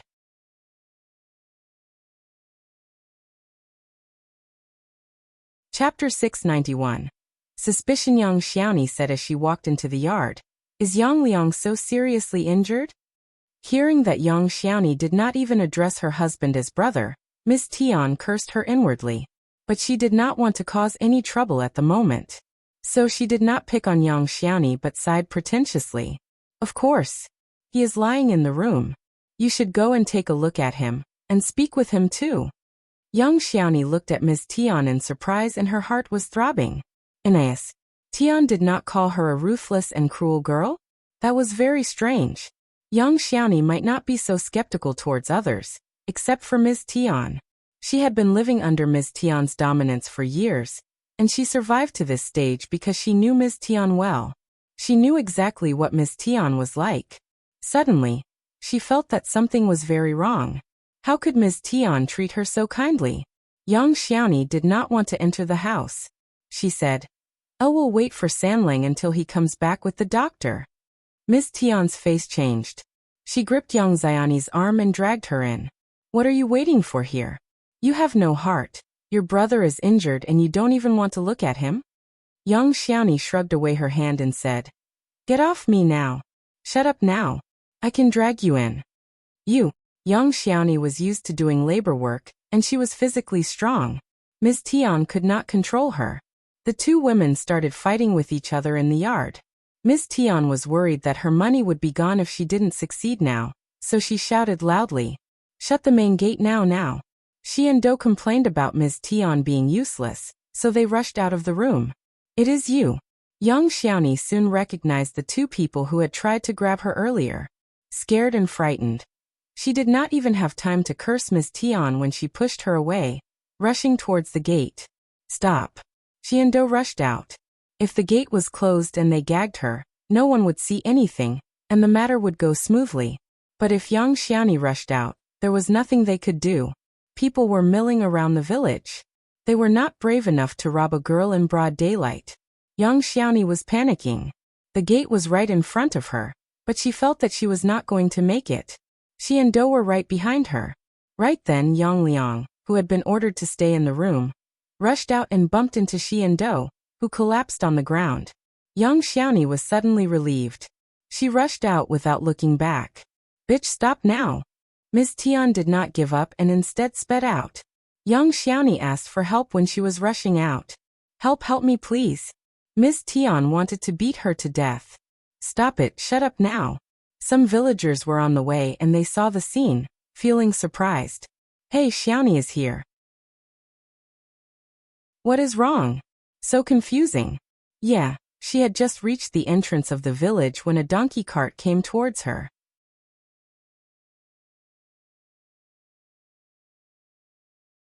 Chapter 692. Encounter. Halfway, Xiao Sanlang hopped off the donkey cart and ran into Yang Xiaoni.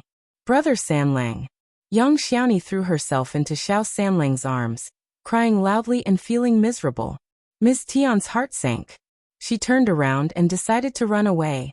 Xiao Xian and Li Qiu had already hopped off the donkey cart and caught up with Miss Tian, who had already become exhausted. They gripped her tightly. Xiao Xian gave her a sarcastic smile. "Miss Tian, what are you running for? You know you can run but you can't hide. Let go of me, now." Miss Tian struggled out and snapped at her. "I am not running. I have not done anything wrong." Xiao Xian replied coldly. "You wish you didn't." Young Xiaoni spilled out the story in Xiao Sanlang's arms. Xiao Sanlang got so furious that he shouted loudly at Miss Tian. Xiao Xian said, "Many people must have seen what happened today. We should clarify the matter so that people won't guess randomly. What do you think?" Xiao Sanlang glared at Miss Tian, and then turned to Young Xiaoni. Young Xiaoni wiped her tears and sobbed. Whatever you say, fifth sister-in-law.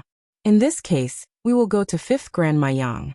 We are also going to speak with the land officer and the elderly men from the clan today. Ms. Tian did not agree with her. But Xiao Xian and Li Qiu were not loosening their grip on her. Xiao Sanlang and Xiao Yinduan went to fetch Yang Liang and brought him to fifth Grandma Yang's home. As for Zhao Guanghua and his servants, they had already escaped. But they were not going to get away with this. Xiao Xian and Xiao Yenduan's wagon had just run into Xiao Sanlang, who was going into the town with the bullock cart. They got down and greeted each other. Xiao Sanlang was very happy seeing them come back. When he heard that Xiao Yinduan was the provincial champion, he smiled brightly. It was already 4 in the afternoon, and Xiao Sanlang must be heading into the town for some urgent matter. Xiao Yinduan asked him about it. Xiao Sanlang told the story. Xiao Xian burst out immediately. Third brother, how can you leave the third sister-in-law alone with the Yang family? You know how they treat her. Xiao Sanlang was shocked. He replied hesitantly. It should be fine, right? You know, Yang Liang was lying still and nothing would happen to Yang Xiaoni at this time, right? Xiao Xian replied. I'll think we should be careful. Ms. Tian is never up to any good, and she might bully the third sister-in-law. Xiao Yinduan agreed with her. Third brother, I think my wife is right. Xiao Sanlang panicked hearing the couple's words. What? What should we do? I will go back and take a look. Xiao Yinduan was not very assured by this straight-minded brother of his. He could not handle a fierce woman like Miss Tian. In fact, even he could not do so. But things were different at this moment. He was Mr. Provincial Champion, and when this identity was revealed, he did not need to deal with Miss Tian personally. Darling, let's go with him. Xiao Xian nodded. Okay, let's go now. They would arrive home later tonight, and could finish this task on the way. Xiao Yinduan asked Chu Shan to hire a doctor from the town, whilst Xiao Xian, Xiao Yinduan and Li Qiu went onto the donkey cart with Xiao Sanlang as the driver. They headed towards the Yang village.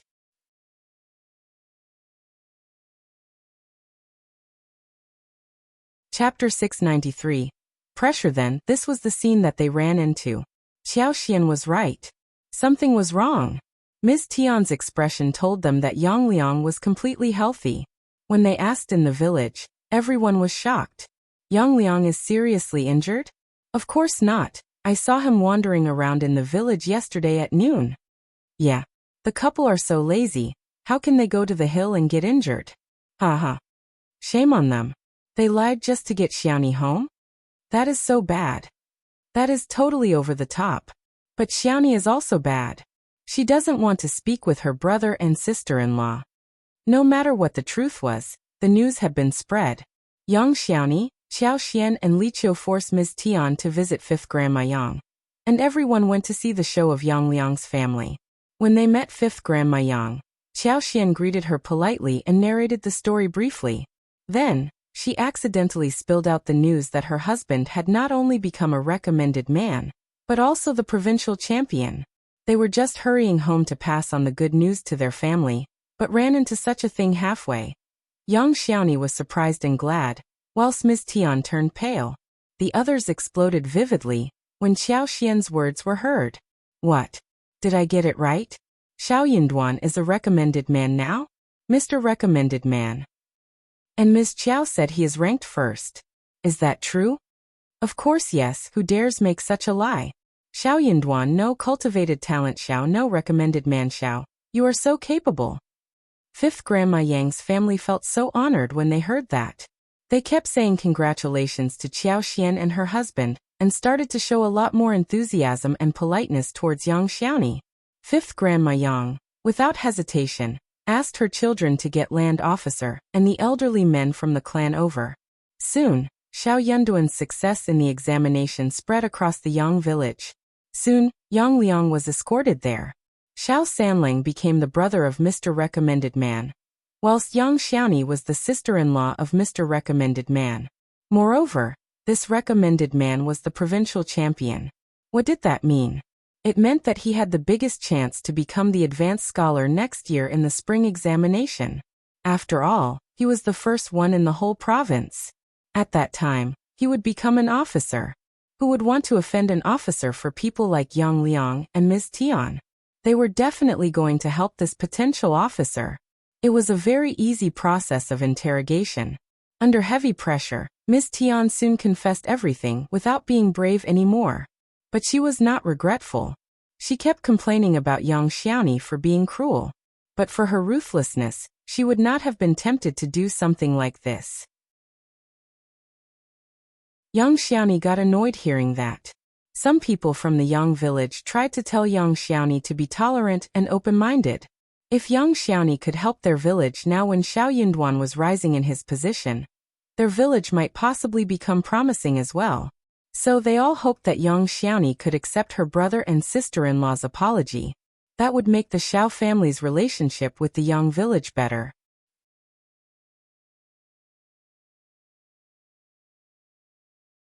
Chapter 694. Divorce. Yang village would feel honored even as they spread the news. Xiao Xian said coldly, "You have made a huge mistake and almost ruined my third brother and my third sister-in-law's life. How dare you blame her? My third sister-in-law is from the Yang village, and she will always remember that. But she will never accept you as her family." Xiao Yunduan added, "I am planning to establish a school in the village, and I will buy 300-400 mu of good fields to support the school costs. I am also going to invite children from the village to attend the school. The Yang village is very close to my village, and I can spare 10 places in the school for this village." People's eyes were sparkling already. They were both surprised and happy. Really? For real? The land officer tried to press down the excitement in his heart. "Recommended man Xiao, are you sure?" "Of course. I am not going to lie in front of you, right? Those students will not have to pay a penny for the tuition fees. They will get ink and paper on a monthly basis too." "That is great. Yeah, my son can attend the school without tuition fees and even get the paper and ink. I can really afford to let them study." "Same here. I don't expect them to be very successful. The title of a cultivated talent can get them a job at a bank in the town. Yeah, being able to read leads to more work opportunities." They were talking as they threw unkind looks at Yang Liang and Ms. Tian. Everyone started to curse the couple. They did not stop until the land officer asked them to. But they all said that Ms. Tian should be punished and thrown out of the family. This evil-hearted woman should not stay at the Yang village to ruin the Yang village's reputation. The land officer thought so too. He had never liked Ms. Tian, who was so unreasonable, and Yang Liang could not even control her. He was the land officer, but he had not been able to get involved in villagers' family affairs. So if she could be driven away on this occasion, that would be great. No one would want her to stay here any longer. Nice. Tian had no supporters around her. She panicked as she shouted at Yang Xiaoni. "Yang Xiaoni, I gave you food and shelter. But you are driving me out? You should think about your brother and your 2 nephews. If your parents were alive and saw their grandchildren losing their mother at this age, they would never forgive you." With that, she burst out into tears. Yang Xiaoni could not stand it. She turned away, saying nothing. Xiao Sanlang snapped at her though. "Shut your mouth. You almost got my wife killed. Why should she forgive you?" Xiao Xian said, "Ms. Tian, stop blaming my third sister-in-law for anything. You caused your son's misfortune. But for your evil plans, land officer and elder men from the clan would never have driven you out. You don't deserve to be part of the Yang village. Why is my third sister-in-law involved in this? You are a ruthless woman and you may not be a good mother. Maybe your sons would be taught by you to do something even worse." The land officer, who had been hesitating, made up his mind after hearing Xiao Xian's words. "Divorce now. Ms. Tian will be sent to the ancestral hall and afterwards, she will be sent back to her home the following morning. No, you can't treat me like this." Ms. Tian burst out into tears. The 2 children were very scared and started crying too. Yang Liang suddenly stepped forward. "Land officer and elders, don't make me divorce her. We will leave the Yang village and will never come back. I swear, we will never return."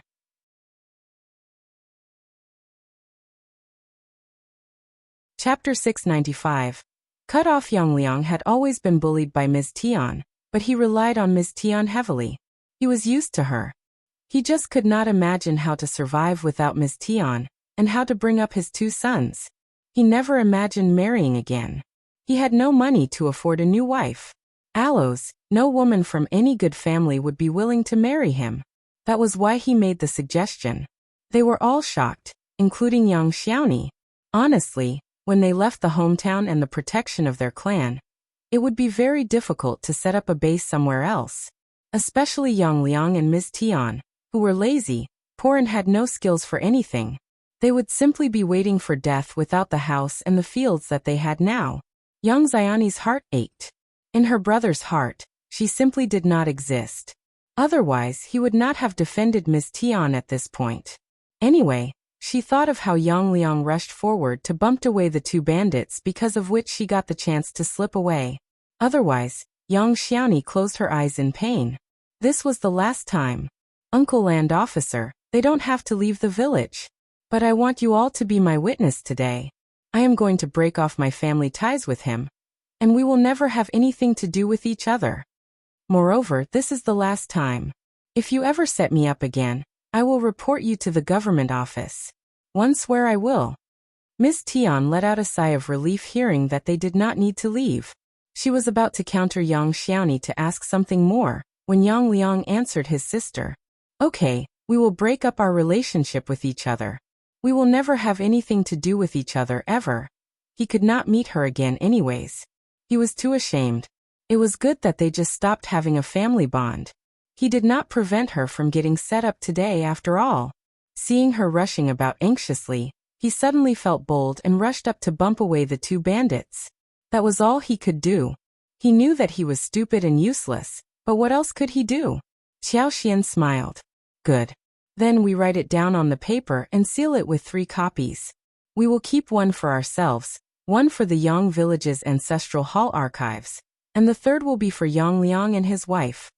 We have to write clearly why the relationship has been broken, in case people try to spread rumors later. Neither side had anything against that suggestion, except for Ms. Tian, but she did not dare say a thing.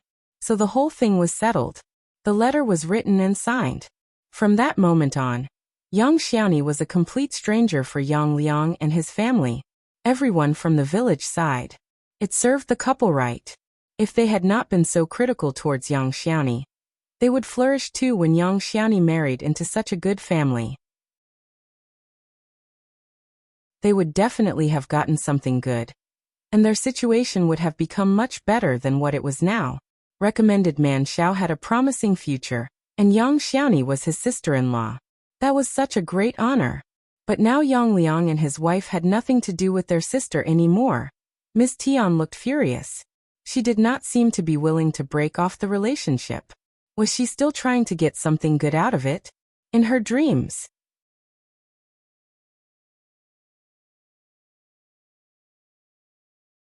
Chapter 696. Gratitude. The audiences sighed and some cheered looking at this show. Xiao Yunduan again reassured the land officer that when the school at Shouting Village was built, the Yang village would get 10 free seats along with ink and paper. Everyone from the Yang village was satisfied and left happily. No one cared what happened to Ms. Tian. After this incident, it was already dark when Xiao Yunduan and Xiao Xian returned home. The rest of the family were dumbfounded seeing the couple coming back with Xiao Sanlang and young Xiaoni. It took them a long while before Ms. Feng realized that it was not a dream. The family cheered happily. Her son and daughter-in-law were back. The backbone of the family was back. Ms. Feng asked how young Liang was doing. She got furious hearing the story told by them. Thank goodness that young Xiaoni was lucky. Xiao Sanlang ran into Xiao Xian and Xiao Yunduan, and thanks to their reminder, young Xiaoni was saved. Ms. Feng said, "Third and Ms. Yang, you must be grateful to Yunduan and Ms. Chiao. You were saved because of them." Ms. Feng sighed emotionally. This son of hers and his wife were incomparable to anyone else in the family. With them around, she did not need to worry about anything. Before Xiao Xian and Xiao Yunduan could refuse, Xiao Sanlang and young Xiaoni nodded, and gave the couple a deep bow, almost bending their back. "Thank you so much, 5th brother and 5th sister-in-law. Thank you so much for what you did for us today. Thank you so much, 5th brother and 5th sister-in-law. Oh, please don't be like this. Third brother, please get up now. Xiao Xian and Xiao Yunduan felt a bit embarrassed. They helped young Xiaoni and Xiao Sanlang stand up. Ms. Fong said seriously, "It is fine. They should thank you. Both of you. Always remember this favor they did for you." Xiao Sanlang and young Xiaoni nodded and looked grateful. This was definitely something they had to remember forever. But for this coincidence, they just could not imagine what the consequences would have been like. Maybe young Xiaoni was taken back by Ms. Tiana. There would be many rumors circulating after that. If Xiao Yunduan and Xiao Xian had not brought them along with the land officer and elderly men from the clan to make a clarification. Once the gossip was spread, there was no way to make it clear. As the time passed, the gossip would turn real, and no argument would be able to bring out the actual truth. Neither way would work out. Even if she killed herself, people would say that she must be too ashamed to live. Rumors could kill, no matter whether it was true or false. Xiao Xian and Xiao Yunduan did not turn them down but accepted the gratitude. "Finally you are back. Let's wait at home for the announcement of the result. You must be very tired after the long trip." Tao Tao, Xiaoni, go and make dinner. Steam the smoked sausage, stir-fried cured duck with garlic sprouts, steam and make some egg custard, along with fried eggplant and long beans. Let's eat first and take a good rest. We will talk about everything tomorrow. Tao Tao and young Xiaoni went to cook food. Xiao Yunduan and Xiao Xian exchanged a smiling look and said, "Dad, Mom, elder brother, elder sister-in-law, the results were announced yesterday. I am a recommended man, as well as the provincial champion." Xiao Sanlang smiled. "Yeah, our brother is so intelligent." Everyone present, Ms. Fong, eldest uncle and everyone else was shocked. Ms. Su was the first to recover and started laughing. "Parents, this is great. This is wonderful news."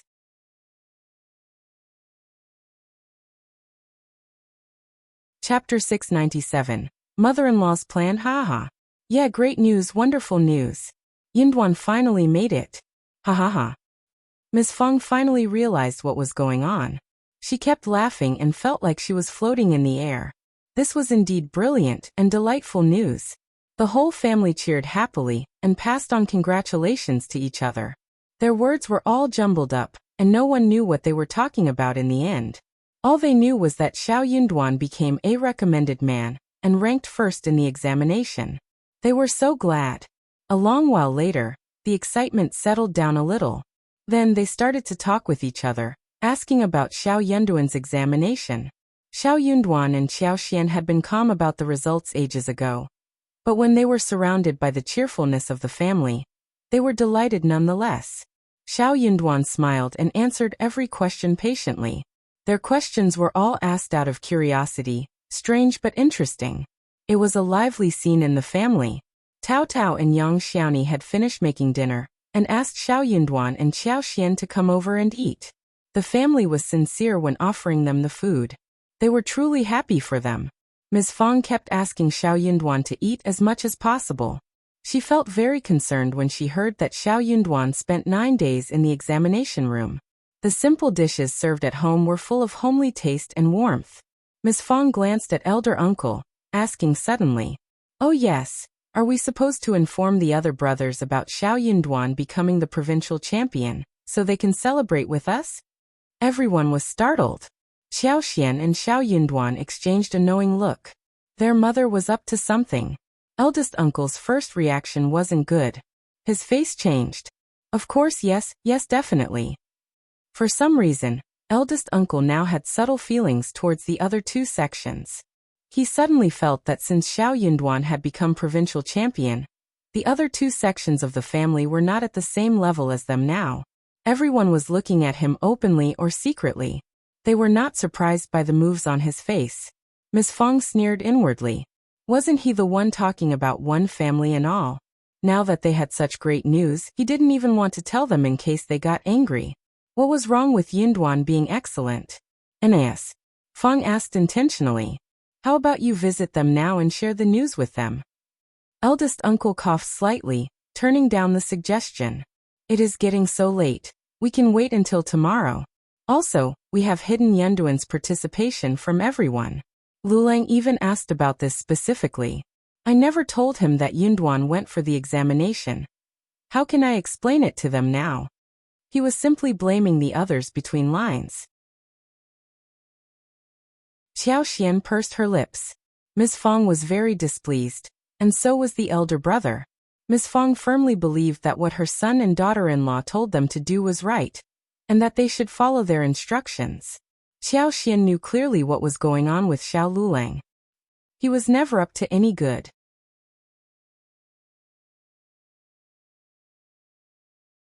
Chapter 698. Eldest Uncle's anger. It was not something that could not be explained. But eldest uncle would not believe that Xiao Lulang would be up to anything evil. He would never believe it. Maybe he would even tell Xiao Lulang the truth just to prove that he was never up to any bad. Due to this, Xiao Xian and Xiao Yunduan did not explain the reason why the family should keep the trip to the province a secret. That made eldest uncle very displeased. Xiao Xian said, "Dad, that is very easy to explain. Just tell them that it is not auspicious to say things ahead of time. That is our belief, isn't that okay?" I like this excuse. Ms. Fong agreed readily. Eldest uncle felt even more annoyed. He threw a blaming look at Xiao Xian. "This is ridiculous. Why did you keep it a secret? Can't you say that now?" Xiao Yunduan put down the chopsticks. "That doesn't matter now. Dad, you don't have to ask about it anymore. My wife and one are doing everything for the family's sake."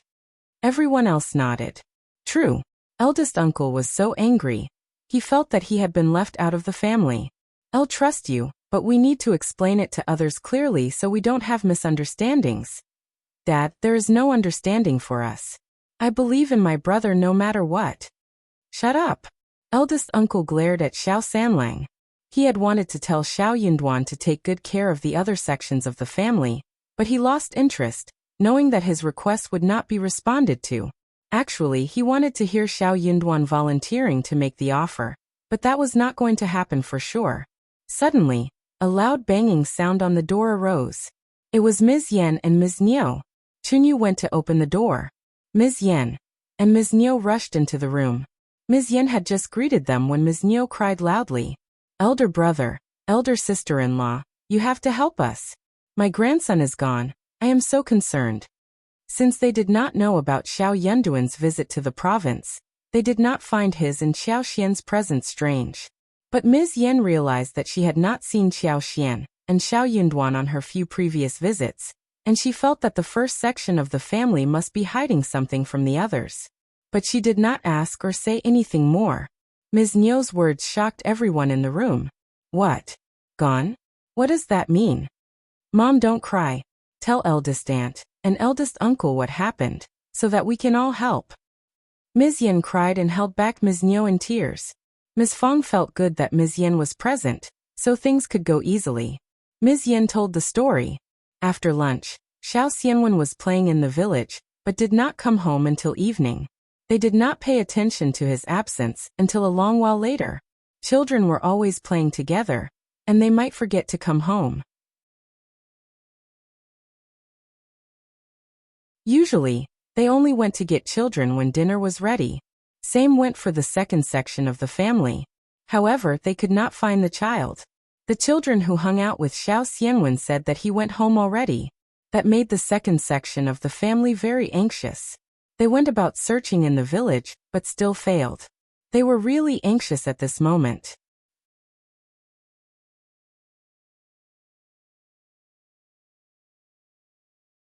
Chapter 699. Boy Gone Missing MS. Zhang was crying dreadfully, and the second uncle and his son went to different families in the village to ask for help. Ms. Yan and Ms. Niu came to the first section of the family for help. It was indeed a huge deal when the child was missing, especially when the child was only 4 years old. The first section of the family also got nervous. Before eldest uncle said anything, four brothers from the first section of the family offered to help to seek the child. Ms. Fong was about to say something to stop Xiao Yunduan, but she held herself back. Xiao Xian got up. She came to Xiao Yunduan's side. "Darling, let me go with." She could use her superpower to connect to the plants in the mountains. With that, her vision would be stretched to at least 10 miles away. It would be much easier for her to find the child and safer too. Both of them had just returned from the trip, and she was very tired. It was already dark and she did not want anyone to run into an accident. Nis. Fong frowned. No way. You don't know how to walk in the mountains when it is dark. You should stay at home. Many people are out looking for the child. You don't need to join us. Xiao Yunduan said to her gently, Mom is right. You can sleep at home. I will go out to look for him. Ms. Niu added. But one more person, one more possibility. Ms. Qiao can join us if she wants to. They cared about the child, but Ms. Fong sneered. You said so because she is not your daughter-in-law. What about Ms. Zhang herself? Is she out looking for her own son? Ms. Niu was silent. She mumbled. One didn't ask Ms. Qiao to. She offered it herself. But can't you say something nice? Ms. Qiao was not born here. She is not used to walking in the mountains so late at night. No sense in your head at all. You are just selfish. Ms. Niu was so annoyed. Eldest brother, look at what the eldest sister-in-law said. I am talking sense, which you can't. Eldest uncle was feeling very anxious. Stop arguing now. We should find the child first. Xiao Yunduan pinched Xiao Xian's hands gently. You can take a break. Don't worry. Her mother-in-law was defending her against Ms. Niu, so Xiao Xian should not insist on going with Xiao Yunduan. Otherwise, her mother-in-law would have done all in vain whilst Ms. Niu would feel superior. Xiao Xianwen was just 4 years old, and should not have gone too far. He should be fine. So, she did not have to join the searching team. She nodded and said to Xiao Yunduan in a small voice, Don't give yourself too much stress, they had had a long day actually. Xiao Yunduan felt his heart warm up. He replied in a low voice, Don't worry. All men, including eldest uncle, were out searching for the baby.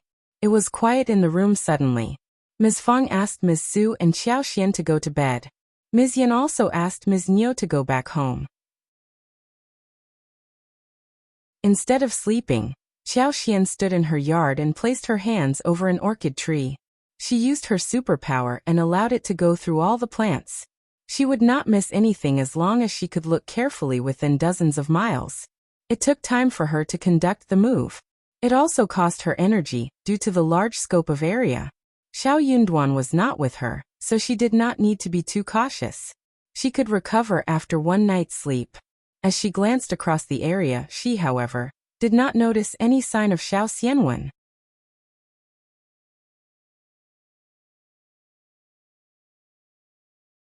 Chapter 700.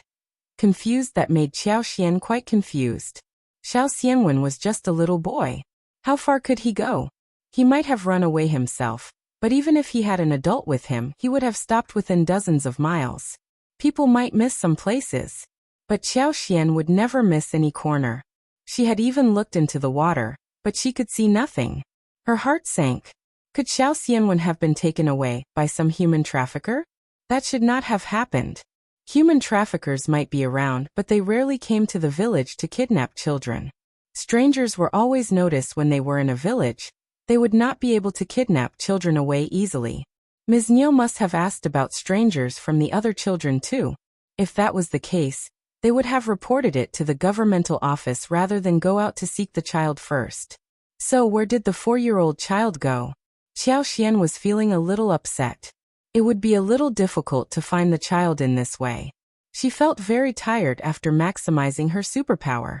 She could not hold for too long. Not finding anything, she withdrew her superpower.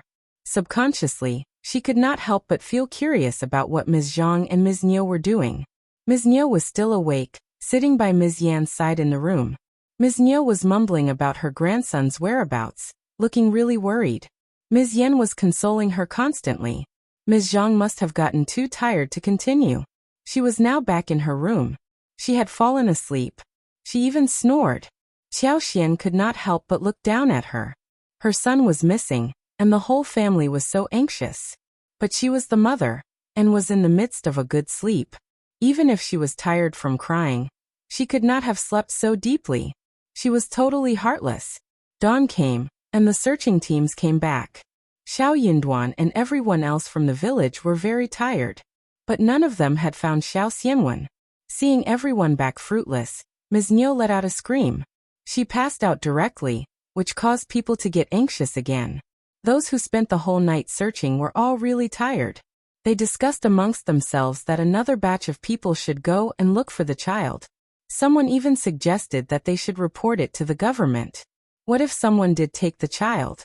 That could be possible. Even Xiao Yunduan and Xiao Xian started to believe that maybe it was the human traffickers who did it. If they were delayed, they might not even be able to find the child. So they could not stand one moment of delay. Everyone agreed that they needed to try different methods. Xiao Yunduan tried to make himself stay awake and offered to go to the governmental office. Xiao Xian offered to tag along. No one countered that suggestion. They were the county magistrate's family, and they should be the one who made the report. The couple decided to take off directly. Xiao Yunduan was already provincial champion, and they were sure that county magistrate Xiao would pay attention to it. They also planned to ask him to search in the neighboring area of the county, and some towns that surrounded the county too. But Ms. Zhang turned that down. She cried. No strangers were in the village, so that could not have been possible. We are commoners, and we should not get close to governmental officers. They are not easy to deal with.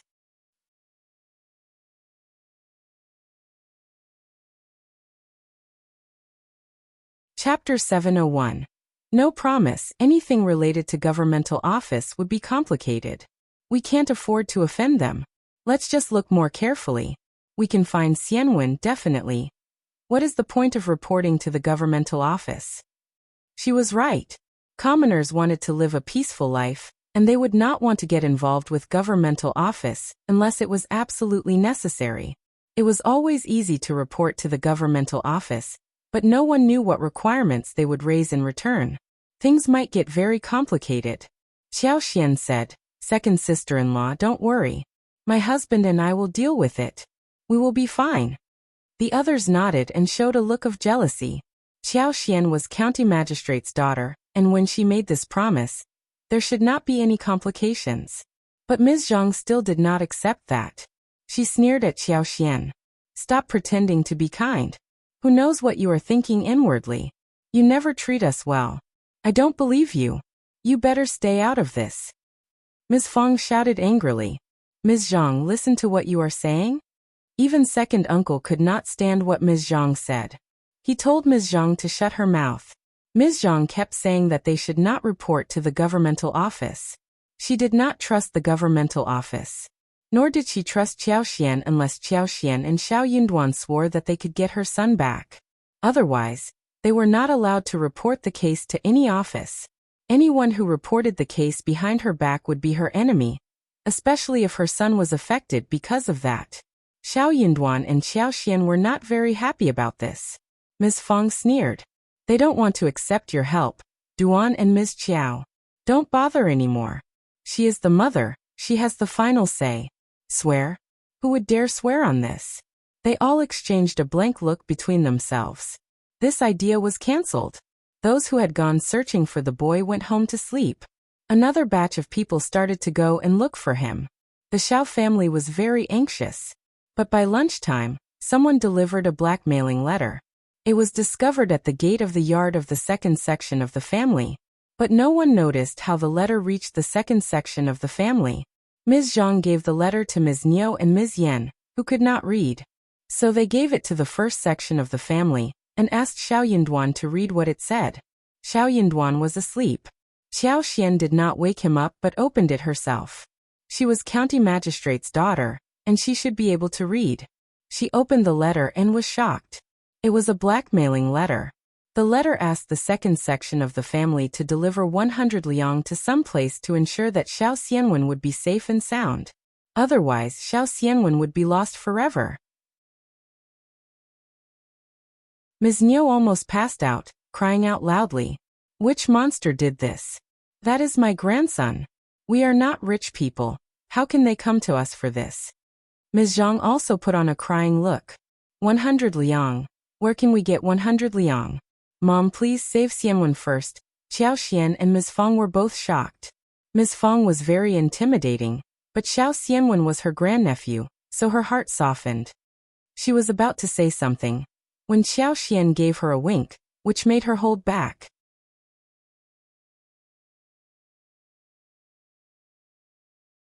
Chapter 702. Blame Xiaoxian said, second aunt-in-law, second sister-in-law, just get second uncle and everyone to return. We have found a clue, and we don't need to look in the mountains anymore.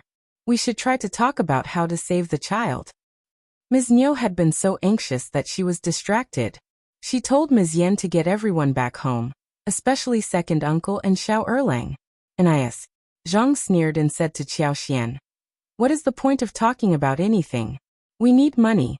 We don't have 100 liang, so you should help us with it. Ms. Niu understood what was going on as well. She said to Ms. Fong, eldest sister-in-law, please help us this time.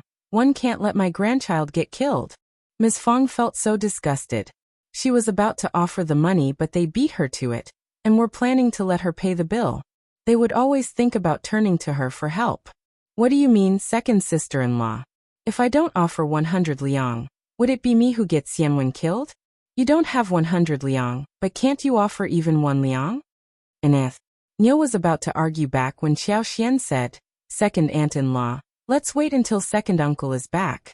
Second aunt-in-law, you can go home and wait. We will be there soon. Ms. Zhang sneered at Xiaoxian, looking really annoyed. She left with Ms. Niu without saying anything. Xiaoxian raised her eyebrows. She had a feeling that Ms. Zhang did not seem to care about her missing child. Instead, she had time to hate her at this point. Ms. Fong patted her chest. Damn, how can they say such horrible words to us? Our Xiaoxian smiled. Mom, just ignore them. We already know what they are like, right? Nis. Fong sighed and lost some anger. No. She revived herself. I will go and speak with my husband in case he really agrees to offer 100 liang. Then she left for his room. Eldest uncle had been up for one whole night. He was asleep at the moment. Xiaoxian smiled. She was just about to ask her mother-in-law to remind her father-in-law, but her mother-in-law already had the idea. They could offer the money, but not the entire money. This needed to be handled carefully in case they did not thank them, but blamed them for not being sincere. Nis. Yen had said that 2 quarters before the letter arrived. She was sweeping the floor in the yard. Therefore, the letter had just been put down. That meant that the delivery man was not yet far away. Xiaoxian used her superpower to look around. She maximized her superpower and managed to cover almost 15 miles. She was confused again.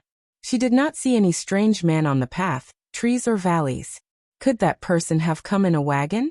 That would have drawn a lot of attention. Suddenly she realized something. Could the delivery man be from the same village? Only that would make sense. The person dropped the letter and sneaked home. So, she could not find that person at this moment.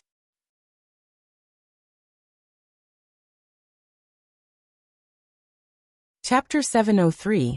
No evidence. She could not replay the past with her superpower. She could only try to catch the suspect red-handed.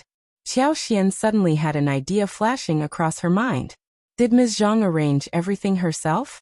She was totally startled. That could not be possible. It would not be the case, right? But when this notion hit her mind, Xiaoxian started to get skeptical. Ms. Zhang could take Xiao Xianwen away without letting anyone notice that. She also seemed to have such a good sleep the night before. She even insisted that the first section of the family should never report the case to the governmental office. Most importantly, she was the one who found the letter, whilst no one had any idea how the letter arrived at the door. Ms. Zhang could just bring out the letter herself, secretly. She had been crying loudly, but she did not seem to be very worried about her son. On the other hand, second uncle and Xiao Erlang were very anxious and looked heavily struck. It was the same for Ms. Niu. Ms. Zhang even had the time to blame her and kept stressing about the 100 liang. In modern society, science and technology were vastly developed, and there were many strange cases and hot topics going on in the society. In many cases, results turned out to be really startling. There were enough parents who harmed their children. With those as the base, Xiaoxian subconsciously became skeptical towards Ms. Zhang. Maybe other people would not think like this. But Xiaoxian had witnessed such cases. So she suddenly found that it was very likely, after all. But this was just her suspicion. There was no evidence for that. So, she was not going to say it out loud. Soon Ms. Fong and eldest uncle came out in the hall. They were wearing bad looks on their faces. Xiao Xian went up and greeted them, suggesting that she would follow them to the second section of the family. She was going to go with the flow to look for some anomalies. It seemed that her father-in-law suggested offering 100 liang to get back Xiao Xianwen, whilst her mother-in-law must have argued with him over that. When they reached the second section of the family, second uncle and Xiao Erlang were back. Some villagers were at their place too. They kept raising some ideas. Ms. Niu was crying about losing the grandchild and not being able to offer so much money. Xiao Xian knew clearly that they definitely could not gather 100 liang, unless Ms. Yan offered her private savings. The Yan family's business was going upwards. Xiao Xian and Xiao Yinduan got 80 liang when they only had 20% of the profits. In this case, Ms. Yan must have got 40 liang for her portion. Her dowry as well as Ms. Niu's savings would add up to 100 liang. Seeing eldest uncle and Ms. Fong, second uncle's face brightened. Eldest brother. Second brother, you can gather some money and we can loan you a dozen liang. But you have to tell us how you will pay it back. Before eldest uncle finished his words, Ms. Fong cut in. Second uncle got very furious. Eldest sister-in-law, are you crazy? How can you say such words right now? Ms. Fong sneered. Why not? You can't be thinking about getting money from us for free, or are you? That is not good, right? Xiao Xian smiled. Mom is absolutely right. If someone hides the child and pretends to put on a kidnapping show to blackmail us, that would make them rich conveniently, right?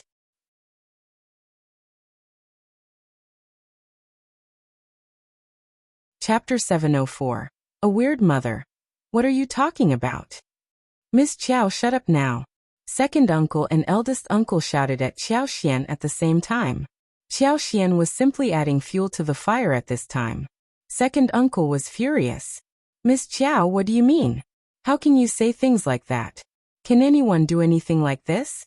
That is totally unhuman. Xiao Xian sneaked a look at Ms. Zhang's face when she said those words. Ms. Zhang was startled by these words and her face turned red. She was panicking. Soon, she tried to calm down.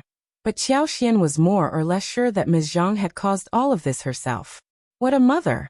But she was just a rural woman, and she might have done this for the first time. So, she was not very good at putting on a calm face, thus exposing herself when asked by Xiao Xian. Second uncle, don't be mad. I should not have said those words.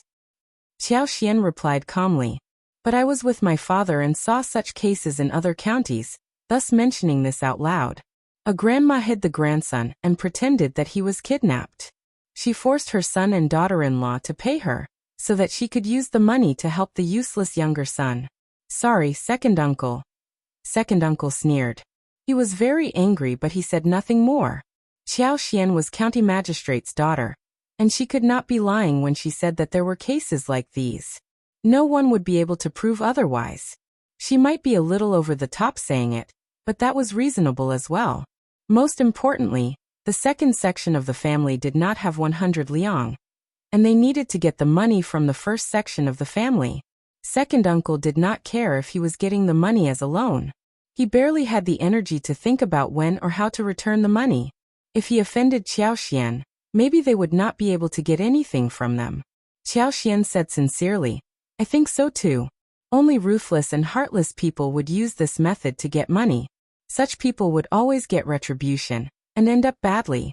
Isn't that right, second sister-in-law? Nis. Zhang was shocked. Her eyes became erratic. She got furious and embarrassed as she screamed. Why did you ask me this? How would I know about it? Xiao Xian stared at her. Don't you think such people should be punished? Ms. Zhang turned pale. Her lips were trembling. She dodged Xiao Xian's question and cried painfully. Parents, please raise some money to save Xianwen first. Where is he now? He is so young and he may be suffering badly.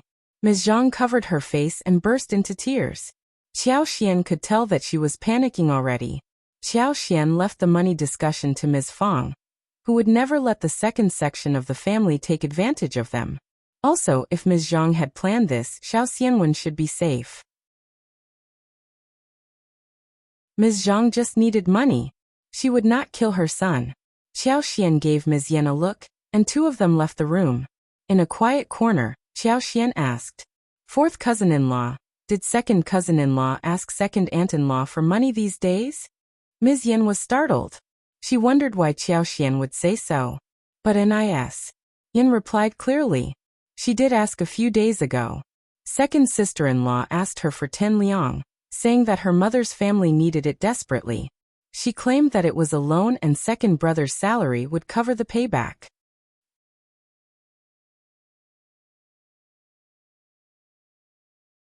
Chapter 705. My Words Mess. Yen sounded sarcastic. Her family's business was doing well, and they had expanded the scope. They were very busy these days, and the profits were plentiful. The whole family was very motivated. Therefore, Xiao Erlang was hired to work there as well. Xiao Xilang had been promoted to become a manager. Xiao Xilang was paid 3 liang a month, and he only gave 2 out of those towards the shared savings, and kept 1 for their own use. Xiao Erlang was not as well treated as the son-in-law of the Yan family, and was working as a minor employee. He was paid according to how much he worked. His salary was no more than 2 to 3 qian a month. Ms. Zhang had only paid half a month's shared savings, and was already asking her mother-in-law for 10 liang for her mother's family.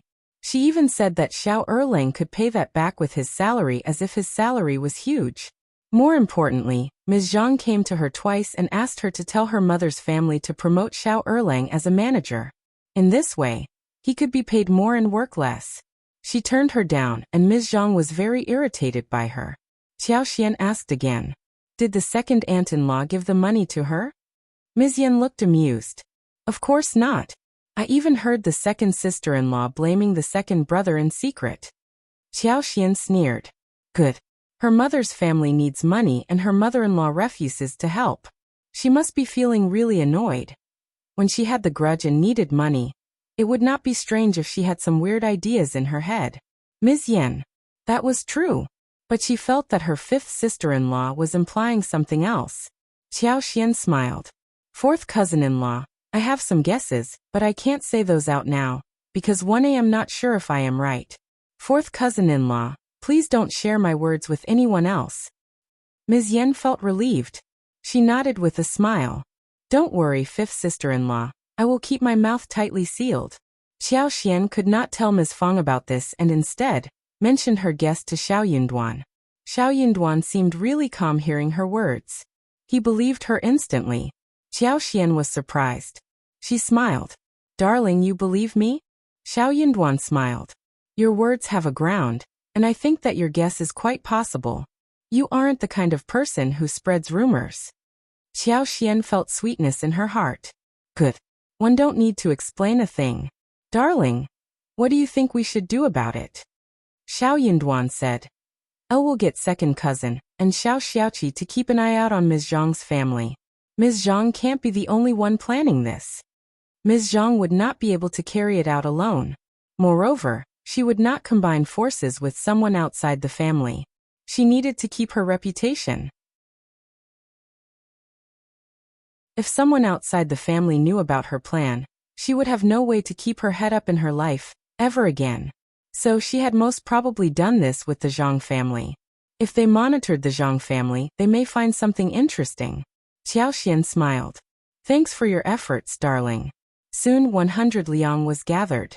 Ms. Niu had to offer 20 liang, and Ms. Fang lent them the remaining 80.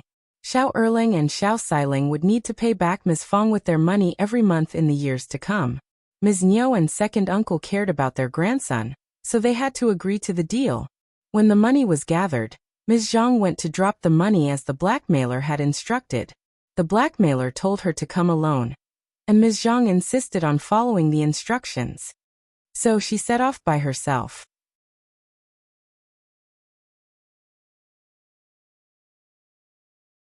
Chapter 706. Money and the Man MS. Zhang and her brother had found a very good spot to make the deal. It was a long cave with 2 exits. Zhang Debao was waiting with Xiao Xianwen, whose hands and legs had tied, and he was gagged. The plan was that Ms. Zhang sneaked in from one end of the cave, gave Zhang Debao the money, so Zhang Debao could sneak out from the other end. Even if someone stalked Ms. Zhang, all she needed to do was to stall the stalker, so Zhang Debao could sneak away without being noticed. By that time, the boy would be back and the whole thing would end. In this way, Zhang Debao would have the money. 100 liang was enough for the Zhang family to buy 10 mu of good fields, and the remaining amount should last for a long time for them to live a leisure as for the future. Ms. Zhang would definitely try to find other methods to get the money. Xiao Erlang had a stable income, and she would always have the means to grab some money. No one from her mother-in-law's family respected her, so she should think about her mother's family instead. She could rely on her mother's family, and was going to depend on her beloved brother. But what Ms. Zhang had not predicted was that when her father was delivering food to Zhang Debao, Xiao Erlang, Xiao Yunduan and Xiao Xiaoqi followed up, and they were led all the way to the cave. Zhang Debao did not manage to escape. He, along with the money, was caught by Xiao Yunduan and the others. Ms. Zhang brought her son home. Ms. Niu cried badly seeing her grandson suffering from pain. Xiao Xianwen, his mother and grandma all cried. It was a pitiful scene. Everyone let out a sigh of relief, and consoled each other. No matter what had happened, the boy was back safe and sound. That was all what mattered. Soon, Zhang Debao was escorted to Shouting Village with bruises all over his face, together with the huge bag filled with money. Zhang Debao had been to Shouting Village many times, but most people from the village still did not recognize him. At the beginning, when they saw this man escorted by Xiao Erlang, Xiao Yunduan and Xiao Xiaoqi, they were confused. They asked among themselves, "Who is this man?" Only Ms. Zhang recognized Zhang Debao the moment she saw him. Her heart skipped a beat immediately. She screamed as she rushed out. "What are you doing? What have you done to my brother?" Zhang Debao was such a coward. He was already very frightened when he was caught red-handed and beaten heavily by the angry Xiao Erlang, and escorted back to the village. He cried loudly at Ms. Zhang. "Please help me, second sister, please." Ms. Zhang did not regret a thing. She shouted at her husband and tried to defend her brother. But Xiao Erlang could not stand it anymore. He kicked Ms. Zhang and shouted at her angrily. "You bitch, how ruthless you are." Ms. Zhang burst into tears. Soon the truth was revealed. Zhang Debao vomited out everything. Ms. Zhang collapsed onto the ground and shook her head constantly. No, it was not like that. But no one believed her anymore. Her denial was useless. Zhang Debao was caught red-handed by Xiao Erlang with the money, and Ms. Zhang had no way to defend herself. Ms. Niu got so furious that she grabbed Ms. Zhang's hair and started to beat her. "You bitch, you evil bitch. You are so ruthless. How could you do this to your own son? He is only 4 years old. You frightened him and may have even killed him."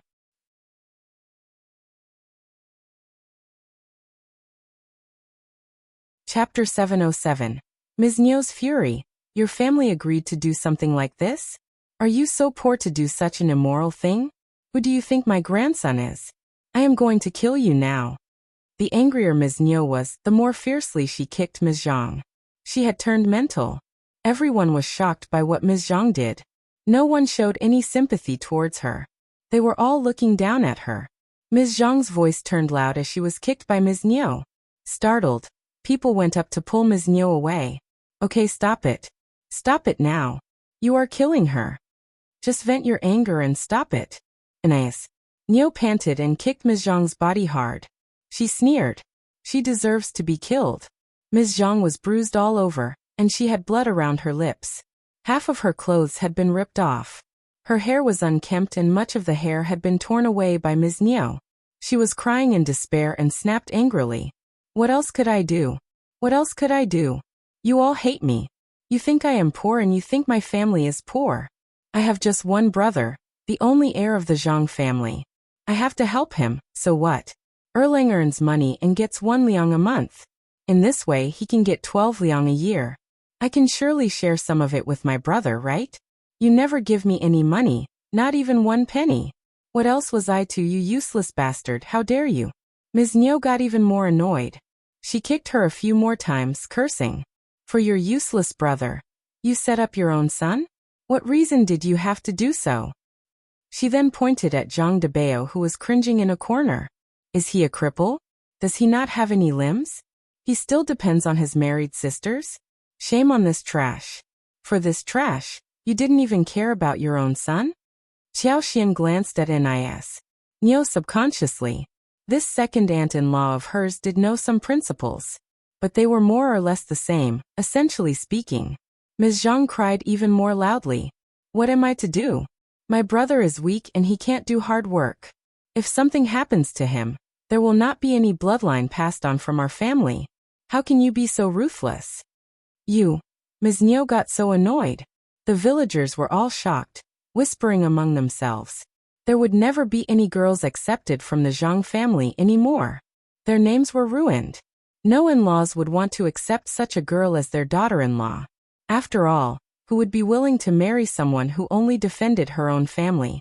Help could be given, but there needed to be a limit. Ms. Zhang was not helping. She was supporting him. Ms. Niu snapped. Divorce her now. Now. Write the letter, and make her leave. She wants her family, doesn't she? She can get out of here, and live with her own family. We don't need anyone like her at our home. They were all taken aback, but not surprised. Ms. Zhang screamed. No, no way. My children cannot be motherless. Erlang, you can't divorce me. Xiao Erlang was very annoyed, but a divorce might not be necessary. Seeing Ms. Zhang's condition, he felt a little concerned. He turned to Ms. Niu. Mom, is that a little over the top?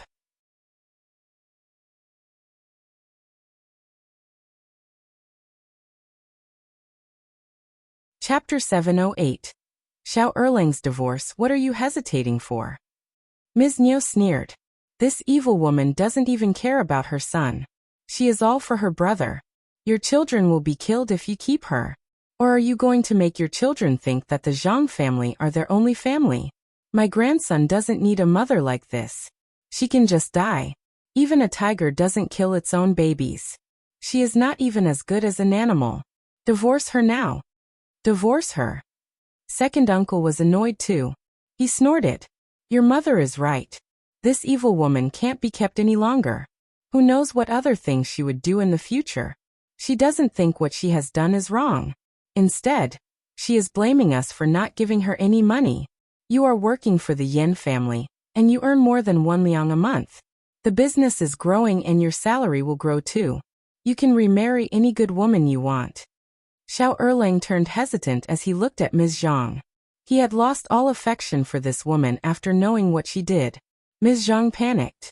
No, parents, Erlang, please don't divorce me. I will never do anything like this again. Please give me one more chance. I am the children's mother, and a stepmother will never treat them as one do. What would the children do in the future? Ms. Niu countered her. You are worse than a stepmother. Shame on you. They don't need a mother like you. This divorce has to happen.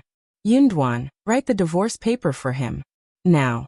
I don't want to see her anymore. You don't need to worry about the children. I am still alive. No one will bully my grandson as long as I am alive. Xiao Erlang did not hesitate.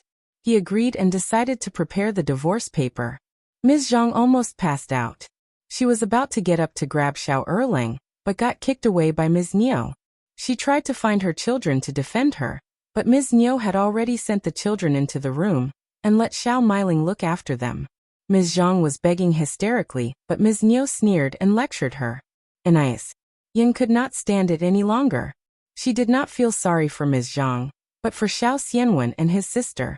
Also for herself. If there was no divorce, she would have the excuse to live separately from her in-laws. She was not going to live under the same roof with this evil woman. Soon the divorce paper was prepared. Ms. Niu and Xiao Erlang, together with Xiao Dalong and Xiao Sanlang, as well as some relatives from the same family, escorted Ms. Zhang and Zhang Debao back to the Zhang village. Ms. Niu was not going to let this thing pass so easily, especially when Ms. Zhang made the plan with her natal family. She was still annoyed after divorcing Ms. Zhang. She needed to tell everyone about it. She was going to let the whole village know what the Zhang family was like, in case they became the one who got blamed for separating a mother from her children. It was a big show at the Zhang family. Zhang family's name became totally notorious. The Zhang family's seniors were also weird. They were caught red-handed by Xiao Erlang, but still claimed that the Xiao family were accusing them of something they never did. Seeing Zhang Debao beaten heavily, Mrs. Zhang got so concerned that she insisted that the Xiao family should pay the medical bills for him.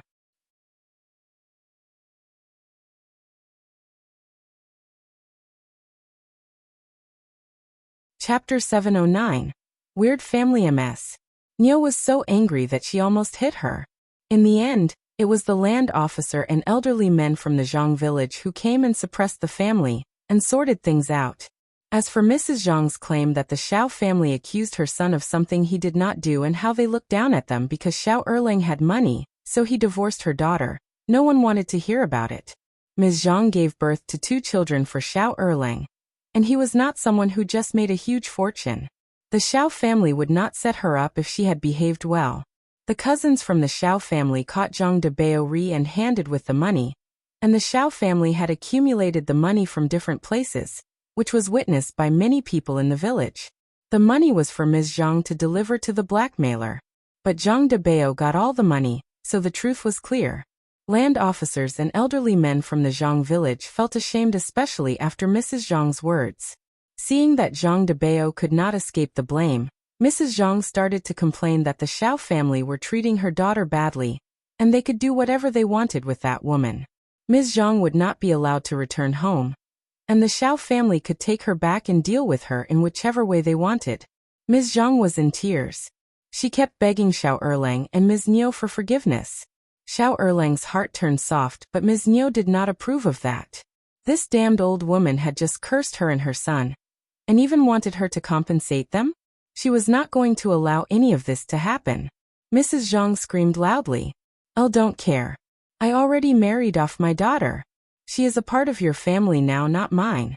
She is not going to come back to our home, no matter what. If anything happens to her, that would be your fault."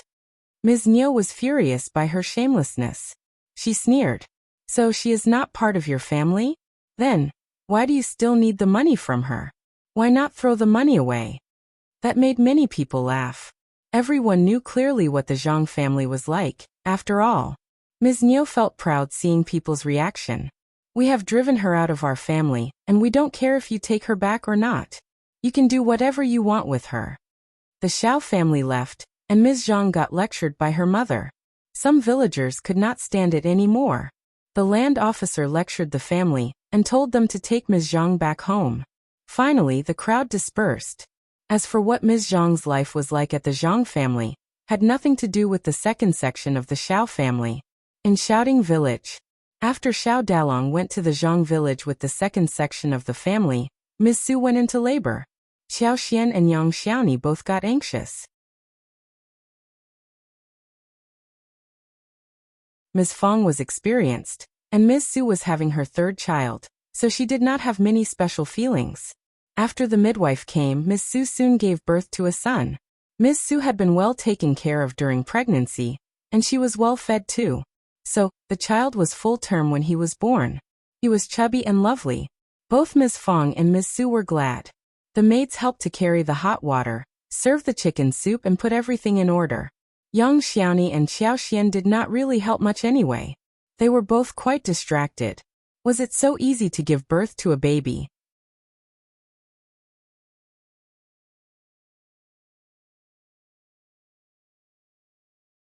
Chapter 710. Recommended man. When Ms. Su was in labor, they were both very nervous, far more nervous than Ms. Su herself. Xiao Xian could not help but think of the scenes in the TV series that showed what childbearing was like. She was frightened. She had thought that it was going to take a long time. But the process ended soon. Yang Xiaoni patted her chest, saying to Xiao Xian emotionally, "Is it so easy to give birth to a child? I am not worried anymore." Xiao Xian laughed. She really wanted to tell her 3rd sister-in-law that it was not very easy to give birth to a child. But she gave up the thought. What was the point of frightening her? Xiao Dalong was told that he had become a father again when he arrived home. So he smiled happily. It was a warm scene in the first section of the family. Ms. Fong asked the maids to cook eggs, dyed them red, and shared them with the neighbors. She even told Xiao Dalong to inform Ms. Su's family. Soon the other sections of the family came to pass on the congratulations. The neighbors also came to greet them happily. They all said that the child was lucky. He did not need to suffer a thing after he came to the world. It was said that Ms. Su was lucky to have 2 sons. 2 sons and 1 daughter, and the only daughter-in-law of the first section of the family who had children. As long as she did not go about causing trouble like Ms. Zhang, good days awaited her. All the daughters-in-law of other families were feeling quite jealous of Ms. Su. They had never expected that the first section of the family would see the light of the day. They used to mock and tease them in the village, but things were different now. Ms. Su felt very satisfied. All she needed to do was to feed herself and the child well. She did not need to worry about anything else. She even had maids to serve her water. Xiaoxian cooked dinner. She stewed chicken with wolfberries and ginseng for Ms. Shui. Although Ms. Zu's delivery worked out well, still, she bled a lot. Her face was pale at the moment, and she needed to eat well to replenish her energy. Celebrations were held in the family, both for Ms. Su and for Xiao Yunduan, who was provincial champion. Xiaoxian spent a lot of effort on the dinner. She made dozens of dishes including crispy chicken, stewed lion head, braised soft-shelled turtle with ham, stuffed shiitake mushrooms, dry pot fish, blanched dried shredded tofu, etc. They were all salivating over Xiaoxian's dishes and looked forward to the dinner, especially Xiao Sanlang and Yang Xiaoni, who just could not stand the fragrance. News spread around very fast. When the first section of the family had just finished the dinner, many people from the other sections of the family arrived. Nice, Yin said with a smile. Elle heard that the 5th cousin made it to recommended man. Is that true? Congratulations. Ms. Yen asked the question, but the news was already out. How could it be false? Everyone from the first section of the family was shocked. Oh yeah, they almost forgot. Under normal circumstances, if Xiao Yunduan and Xiaoxian returned the night before and brought them this good news, Ms. Fong would have definitely shown it off across the whole village, including to the 2nd and the 3rd section of the family. Her son brought honor to the family. She was definitely going to be very happy about it, and would definitely show off.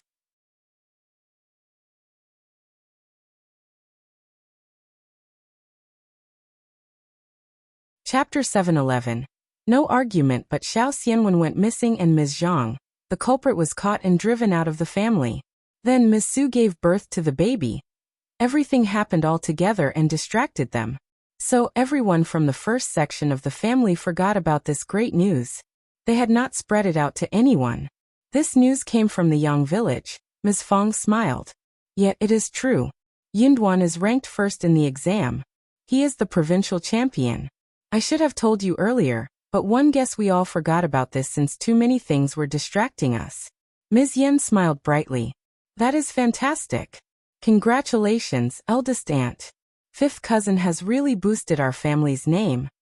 Ms. Fong loved to hear that. She laughed. Very true. Ms. Niu and 2nd uncle felt quite distressed. But since the first section of the family helped a lot with what happened to Ms. Zhang, they could not change their attitude too fast. So they had to force a smile and offer congratulations. Ms. Ma and 3rd uncle were different. Ms. Ma was sour. She threw a look at Ms. Yen and snorted. Ms. Yen, what are you so happy for? It is not your husband who made it, right? You don't even have anyone in your family who reads. Ms. Yen was not angry and smiled instead. 5th cousin's success as the recommended man brings honor to our family, so of course I am very happy about it. Being able to read is a talent. We don't have it, but maybe our children will. Nothing else matters, as long as we can live a happy life. Ms. Niu did not like what Ms. Ma said, so she echoed her daughter-in-law's words. True, 3rd uncle said with jealousy evident in his voice. Now you have cleared the examination, maybe you can teach your brother. If he can become a cultivated talent, that would bring double honor to our family. Yeah. Ms. Ma snapped. In fact, you should have taught him earlier. Eldest uncle felt very guilty. He added, 3rd brother and 3rd sister-in-law, it is not too late now. As long as Luling likes it, Yunduan would be willing to teach him. If we have 2 recommended men in our family, it would be glorious. The 2 brothers can help each other too. Yunduan, tell your 3rd uncle and 3rd aunt-in-law about it. Xiao Yunduan shook his head at his mother, who was about to say something. Sure, as long as 6th cousin is willing to take help from me, one would be willing to do that. That was true. In fact, he had tried to help Xiao Lulang back in college, but Xiao Lulang believed that he was better than Xiao Yunduan and never wanted to listen to his instructions. He even tried to argue unreasonably with him. The argument was so boring that Xiao Yunduan decided to leave Xiao Lulang alone. He would only help him if he came over willingly. Third uncle and Ms. Ma were not very happy hearing that. Ms. Ma snapped. What is the point of saying this now? It is too late. Xiao Yunduan. He did not argue back. Nor did he get angry. Ms. Yen was watching the scene. She felt disdainful inside her heart. It was the parents' fault anyway. Third uncle snapped. You can't just make empty speech. You have to put it into action. Promise that you can help Lulang become a cultivated talent next year. Ms. Fong sneered. Are you joking, third brother? Promise? There can never be any promise like this. Don't be ridiculous.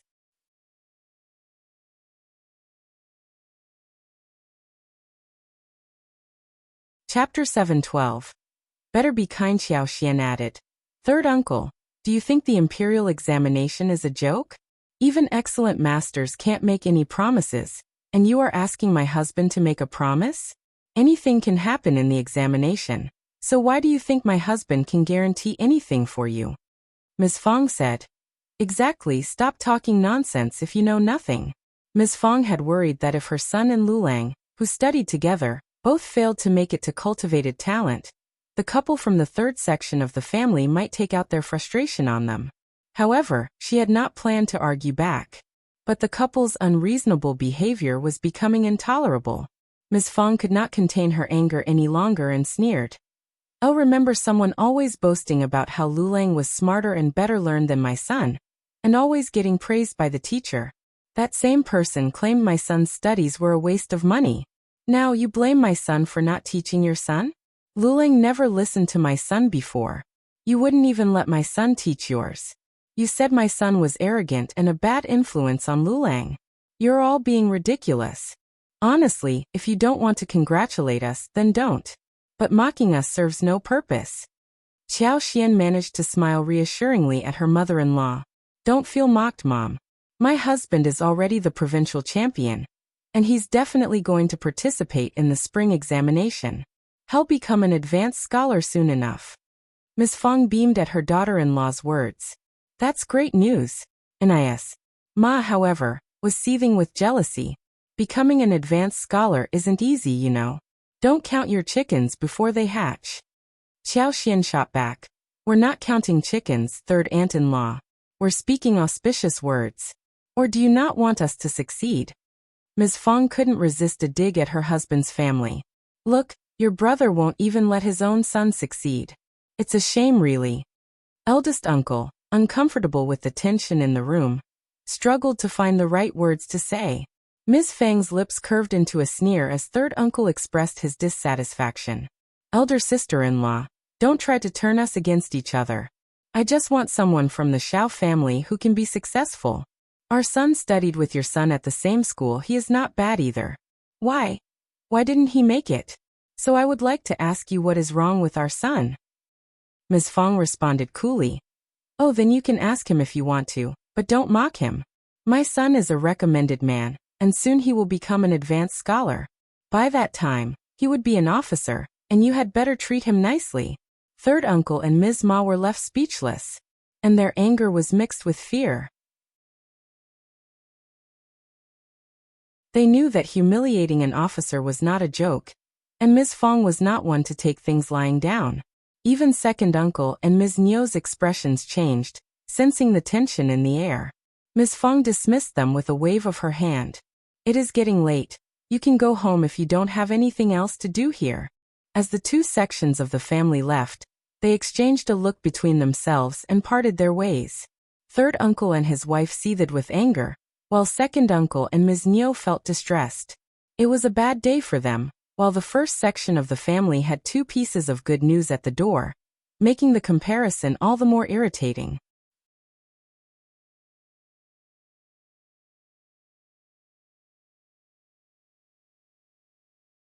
Chapter 7:13. Revenge on the Zhao family. When good fortune smiled upon the first section of the family, and their coffers were flush with cash. They knew they had to throw a grand banquet to celebrate. The next day, Ms. Fang discussed the matter with Xiao Yunduan and Xiao Xian, who gave her free rein to plan the festivities as she saw fit. Ms. Fang was thrilled with the opportunity to take charge and make the event as lively as possible. Xiao Yunduan, however, had other concerns on his mind about the Zhao family. That wretched Zhao Guanghua had already tried to harm his third sister-in-law. Xiao Yunduan wasn't going to let him get away with it so easily. Yang Liang and Ms. Tian had already been punished for their involvement in the scheme, but Zhao Guanghua should face consequences as well. As they discussed the matter, Yang Xiaoni couldn't help but feel a sense of sadness. Xiao Sanlang tried to console her and reminded Xiao Yunduan in an angry tone. If it weren't for you, fifth sister-in-law and fifth brother, things could have been far worse. Xiaoni may have escaped the trap, but her reputation could have been forever damaged. We should never forgive that despicable man. Fifth brother, I know I'm not capable and not clever enough to handle this. So please, help me beat that bastard when he's caught. Xiao Sanlang pleaded with Xiao Yunduan. Don't worry, third brother. We are family and I will handle this. I won't let the Zhao family get away so easily, Xiao Yunduan assured him. Zhao Guanghua and his father were despicable people. Although Yuezheng Xiao had helped temporarily resolve the issue, Xiao Yunduan was determined to put an end to it once and for all. People with narrow-mindedness and a deceitful nature were always causing trouble. Xiao Yunduan planned to completely remove the Zhao family from their lives for what Zhao Guanghua did to them. After breakfast, he and Xiao Xian went directly to the county magistrate's home. Instead of confronting the Zhao family directly, they were going to use the Qiao family to deal with them. Since County Magistrate Qiao owed Xiao Xian a lot, the couple had no qualms about utilizing him to solve the problem. County Magistrate Qiao had already heard the news from the province that there were only 2 recommended men from their county, and one of them was Xiao Yunduan, who was the provincial champion. This news made County Magistrate Qiao very pleased, as Xiao Yunduan was not only his son-in-law, but also an accomplished scholar. That made County Magistrate Qiao very glad. Finally, he had one son-in-law who was a provincial champion. Provincial champion's achievement had already guaranteed him a place in the next level of the spring examination, provided that he passed the test based on his own merit without any interference. Excited by the news, County Magistrate Qiao laughed heartily and expressed his emotions to his wife. One did not expect that Yunduan would be so excellent. I have misjudged him before. Madame Qiao forced a flattering smile, but her true feelings were betrayed by her gritted teeth. When County Magistrate Qiao finished his emotional speech, Madame Qiao smiled and said, "Why didn't Yunduan tell you about his talent? You could have helped him if he had revealed this to you. I wonder why he keeps his abilities a secret from you, old master. He doesn't even tell you about participating in the examination." And Xian is the same. County Magistrate Qiao's smile faded, and he appeared a little displeased. However, he knew it was not the time to humiliate Xiao Yunduan.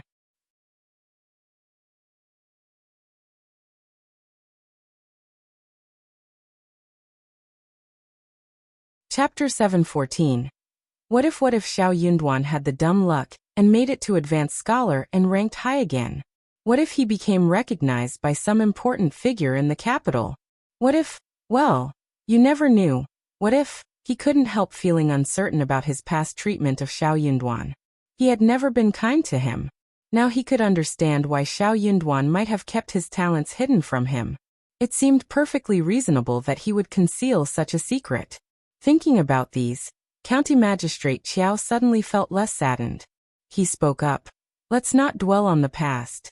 Instead, we should focus on the future and treat our family well. When they come to visit, we should welcome them with open arms. As for Xian, she calls you mother, and you should guide her properly, so that she knows I am her father and can work for me. This would benefit her and her family in the long run. Madame Qiao felt a wave of disgust wash over her. That bitch was calling her mother. She did not deserve a thing of it.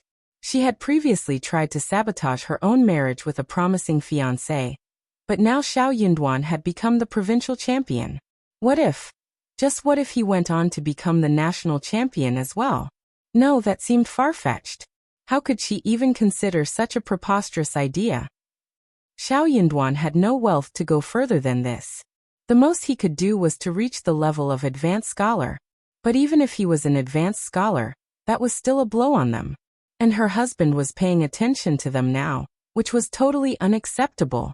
Madame Qiao smiled kindly and replied, "Of course, old master. I will make sure to treat them well and give them good instructions. I trust your judgment." Officer Qiao felt very gratified and satisfied. "Oh, I've noticed that Xian's wardrobe is a bit lacking. We should provide her with some nice garments and accessories to show her that we appreciate her new position," said Officer Qiao. Madame Qiao's anger boiled inside her, but she kept a calm exterior. She was seething with rage inside. Good ornaments and garments for that woman? She didn't deserve any of them. And didn't her husband remember that she had already sold off her good garments and ornaments for money? The few ones I have right now are all my precious ones. Why should I give them away to Qiao Xian for free? Madame Qiao thought to herself, "Old master, I think it might be better to wait until after the spring examination before we do that. What do you think?" she suggested, trying to delay the decision. Madame Qiao was not convinced. She tried to overturn the suggestion. Officer Qiao replied, No, that would be too late. It is the right time now." Madame Qiao cursed to herself inwardly, but she had to force a kind smile. "Yeah, right. I will arrange everything."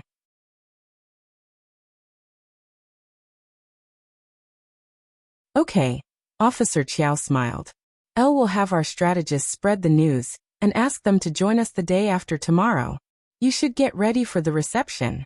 Let the kitchen prepare plenty of dishes and arrange a courtyard for them to rest comfortably." Madame Qiao almost felt like throwing up blood. She clenched her hands around her handkerchief and forced a smile through gritted teeth. "Okay, old master," she said through the forced smile. Officer Qiao got really satisfied finally. Once he was gone, she couldn't contain her rage any longer and took it out on the nearby teacups, shattering them into pieces, panting heavily in anger.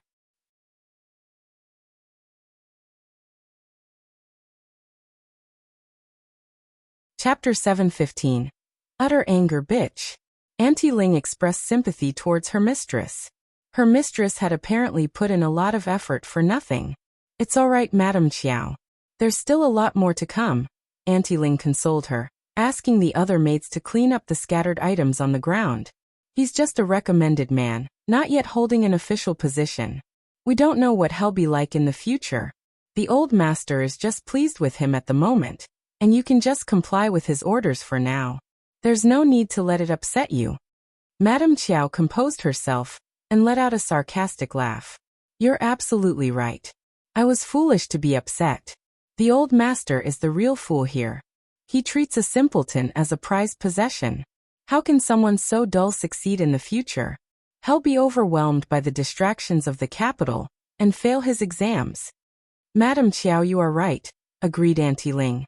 The exchange between the mistress and the maid helped calm Madame Qiao's nerves. She then instructed Auntie Ling to tidy up a courtyard, arrange for some shopping, and send for Qiao Wei. Madame Qiao was particularly concerned about Qiao Wei, who had a low tolerance for injustice. She knew that Qiao Wei would be outraged when she heard what had happened and needed to be pacified first. As expected, Qiao Wei was furious upon hearing the news. "That's impossible. How can a poor cultivated talent become a provincial champion? The examiners must have been blind or he cheated," Qiao Wei exclaimed. Madame Qiao became nervous and said, "Stop talking nonsense." Qiao Wei only dared to complain in front of Madame Qiao. She knew better than to mention such ridiculous things. Qiao Wei snapped, "Dad wants us to treat them well and prepare good gifts and news for that woman. And we're supposed to teach her too. She doesn't deserve any of this." Madame Qiao had a headache and said, "That's your dad's order, and we can't let him down." "I disagree. Why can't we let him down? My brother is working at Hanlin Academy. Dad won't do anything to us just because that man got lucky and became a recommended man." "Save your breath. Everything is temporary, and we will get through it eventually. When your dad knows what they are really like, he will just kick them out without us doing anything. You need to be patient and try to endure it, or things will become very difficult for us after your marriage." There will be many obstacles along the way. Try to behave well in front of your dad, and give her some of your nice ornaments. Qiao Wei was initially persuaded, but her anger resurfaced when she was told to give Qiao Xian some of her ornaments. She adamantly refused. No. She doesn't deserve my things. I would rather throw them away than give them to her. And I don't want to pretend to be her beloved sister. Madame Qiao attempted to calm Qiao Wei down, and advised her to develop the ability to accept people she didn't like, especially for the sake of her father. She emphasized that this skill would come in handy when she eventually married her husband. She explained that if Qiao Wei acted kindly towards Qiao Xian in front of their dad, he would treat her better in the future. After much persuasion, Qiao Wei reluctantly agreed, but she knew deep down that she couldn't force herself to genuinely like her sister. However, she promised to avoid causing any trouble and to behave civilly towards Qiao Xian for the sake of their father's happiness. Madame Qiao sympathized with her daughter's predicament and acknowledged that changing her attitude towards Qiao Xian would not be easy. She also agreed with Qiao Wei's complaints. To ease the situation, Madame Qiao instructed Auntie Ling to inform concubine Du and Xiao Ko about the new developments, so they could all be on the same page and not worry about any further issues for the time being.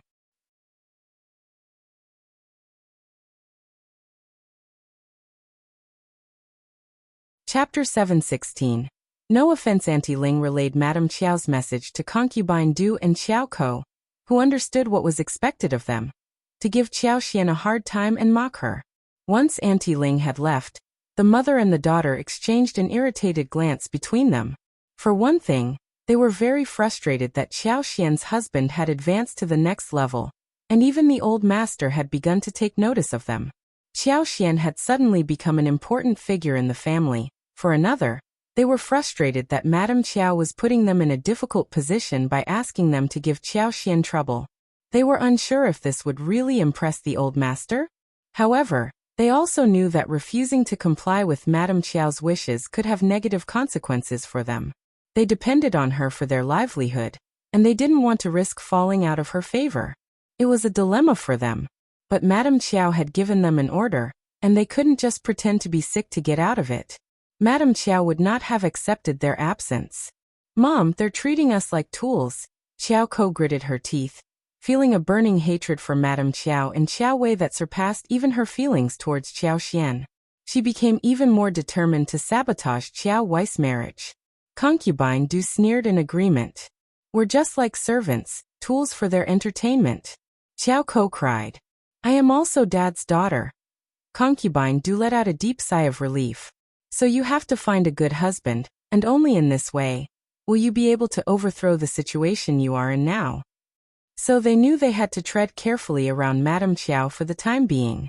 Offending her could mean risking their chances of finding a good husband, and potentially causing themselves more trouble. Look at Qiao Xian. The reason Qiao Xian was able to rise to her current position was pure luck. No one had expected it to happen, and her success cannot be replicated. If it were to happen again, concubine Du could not guarantee that her own daughter would have the same stroke of luck. Perhaps it was premature to rely on luck for success. After all, Xiao Yinduan was merely a recommended man and not particularly significant. Concubine Du was not willing to take any chances and risk her daughter's future. Leave it to me, forget about it. Xiao Ko nodded, agreeing with her mother's decision. In truth, Xiao Ko was not bothered by Madame Qiao's opinions of her. She knew that their father would soon return to the capital, and he would not allow Madame Qiao to arrange a marriage for her at this time. Xiao Ko was determined to ruin Xiao Wei's marriage when they returned to the capital. She had never relied on Madame Qiao to find her a good match, so she wasn't concerned about offending her. However, she also knew that it was best not to provoke Madame Qiao in case their life got worse. As the family was still making their own plans, Xiao Xian and Xiao Yinduan unexpectedly arrived at the door. Madame Qiao sneered upon hearing the news. The couple really knows when to come. We have misjudged them before. Auntie Ling had not yet finished tidying up the courtyard at this moment. Officer Qiao was pleased with the timing of their visit. It could only mean one thing. Xiao Yinduan was trying to curry favor with him. Otherwise he wouldn't have been so eager to see him. This time, Xiao Xian and Xiao Yunduan were warmly welcomed by Officer Qiao. He patted Xiao Yunduan on the back, engaging in friendly conversation as if they were close family. Xiao Yunduan adopted a humble attitude mixed with a respectful tone, indicating that he had not informed his father-in-law about his participation in the exams because he was afraid of failing.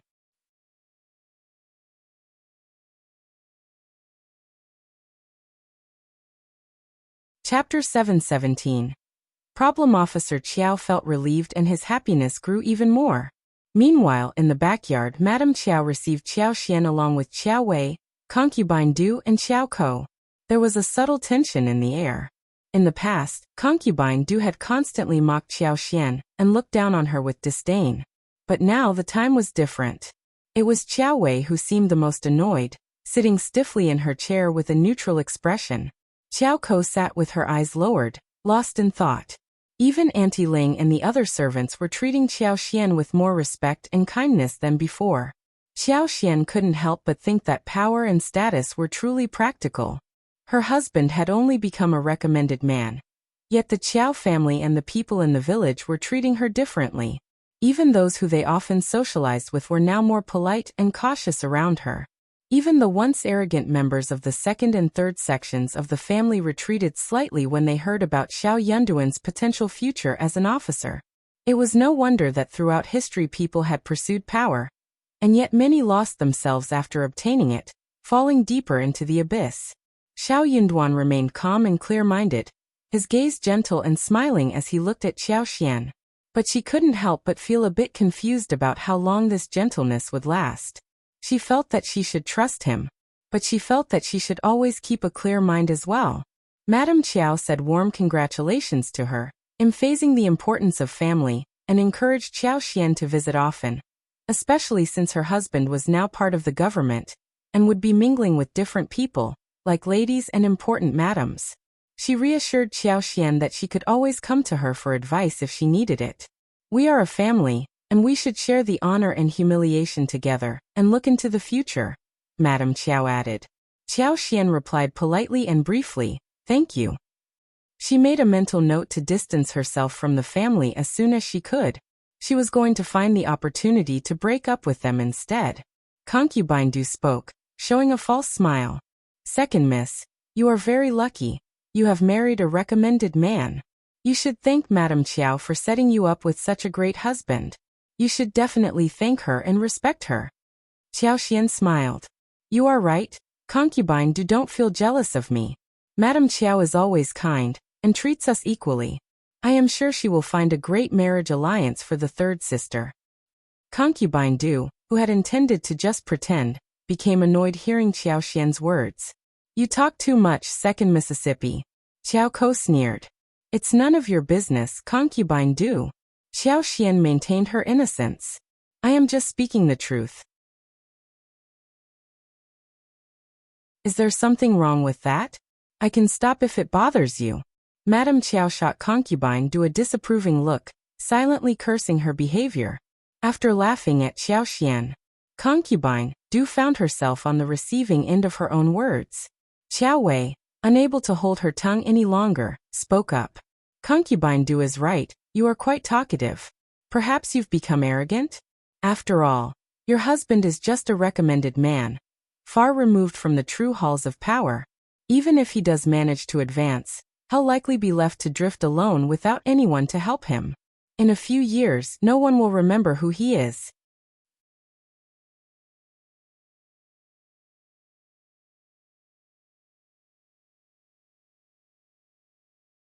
Chapter 7:18. Bleeding Xiao Xian was displeased with the way Qiao Wei belittled Xiao Yunduan. But she knew better than to argue with her hot-headed sister. Instead, she calmly interjected, "I beg to differ, sister.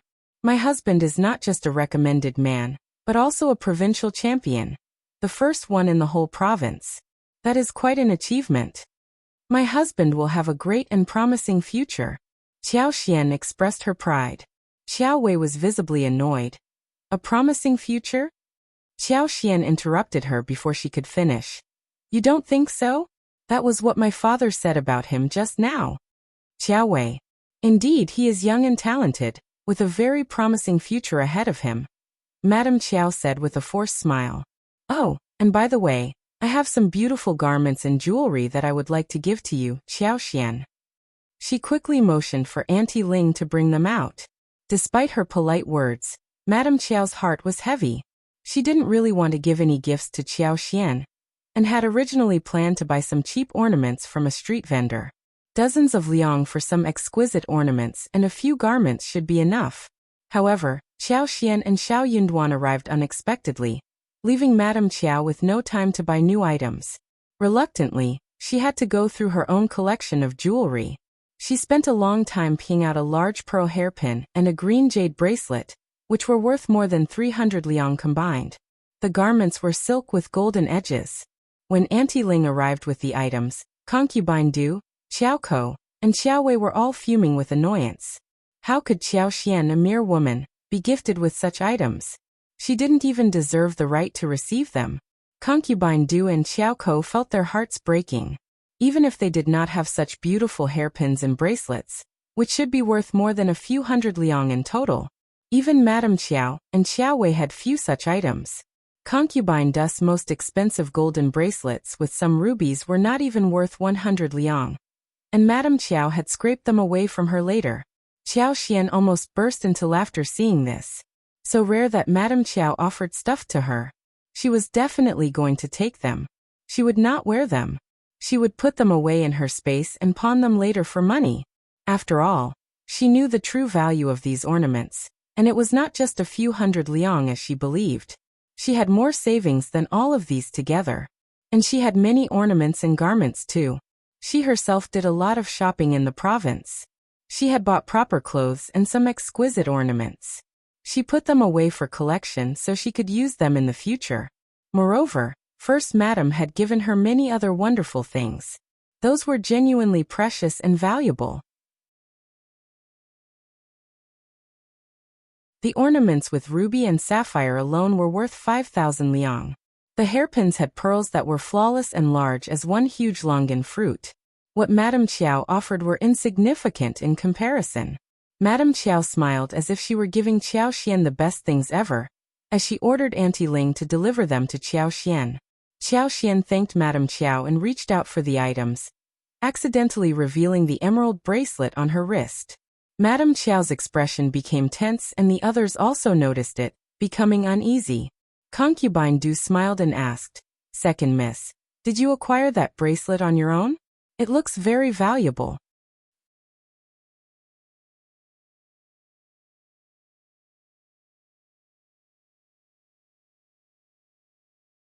Chapter 719. Pretentious Qiao Xian smiled proudly, showing off her bracelet. "Oh this," she said, rolling up her sleeves to reveal her pure white wrist. The translucent bicolor jadeite bracelet stood out against her skin, creating a pleasing contrast. "First Madam gave it to me," she continued. "Her Auntie Hua told me it's worth around 10,000 liang and asked me to take good care of it. Breaking it would be such a pitiful thing. It was a gift from First Madam, you know. But for my husband who makes it to provincial champion, one would not have put it on." Madame Qiao's expression turned sour upon hearing this, and the others were envious of Qiao Xian's prestigious gift. Even concubine Du was impressed by the value of the bracelet. The others all gasped in disbelief. "What? Worth 10,000 liang? You must be joking." "Oh, can't believe it either." Qiao Xian simply smiled and replied, "I was just as surprised as you are. But Auntie Hua wouldn't deceive me. 10,000 liang is a small sum for the Yuezheng family, isn't it? There's no need for her to lie about it." Madame Qiao felt a pang of envy and jealousy hearing Qiao Xian's casual tone when talking about such a large sum of money. She cursed inwardly, calling Qiao Xian pretentious. Madame Qiao knew that she herself didn't even have 100 liang to her name. So hearing someone talk about 10,000 liang as if it were nothing only made her feel more inferior. Even the old master, with all his wealth, did not have savings of more than 10,000 liang. But soon Madame Qiao was attracted by the Yuezheng family. "You said the first madam gave you this? Why did she give you such a precious gift?" Qiao Xian smiled. "Young Master Yuezheng and my husband are good friends, and he likes him. First Madam invited us to visit her at her mansion, so she gave this to me. Madame Qiao's heart sank at the realization. You were at their mansion? The Yuezheng family was known for their wealth, power, and influence. Madame Qiao had always hoped to establish a connection with them, but they had never even set foot in their home. And now, Qiao Xian and Xiao Yinduan were already their guests? The provincial champion was so precious like this? Yes, yes. Qiao Xian nodded and continued. The Yuezheng family is truly grand. The carved beams and painted buildings, along with their exquisite furnishings, leave one absolutely dazzled. The spices smoked in First Madam's room alone cost 100 liang. Their garden is also vast, adorned with a plethora of flowers and trees. There is an old camellia plant called 18 Bachelors that is said to have cost thousands of liang to buy. And then there are the many famous orchids, all cultivated in their glazed greenhouse, worth tens of thousands of gold. The others were all speechless as they listened to Qiao Xian's story. Gradually, Madame Qiao began to believe her words. However, she couldn't help but wonder how Qiao Xian knew so much about the trees and decorations in the Yuezheng family's mansion. She had never been there, and had no knowledge of such things. It seemed that Qiao Xian and Xiao Yinduan had managed to get close to the Yuezheng family in some way. Feeling jealous, Madame Qiao was still trying to make a plan of how to use this relationship. Xiao Ko felt a surge of irritation. The glazed windows are from the Yuezheng family? That can't be right. Your husband wasn't even a recommended man back then. Are you telling me that you were already friends with the Yuezheng family? Xiao Xian nodded with a smile. Yes, young Master Yuezheng and my husband have been friends for quite some time now. The glazed windows were a gift from them. They had many unused things at their home. And my husband is a modest and low-profile person, who doesn't like to boast about such things.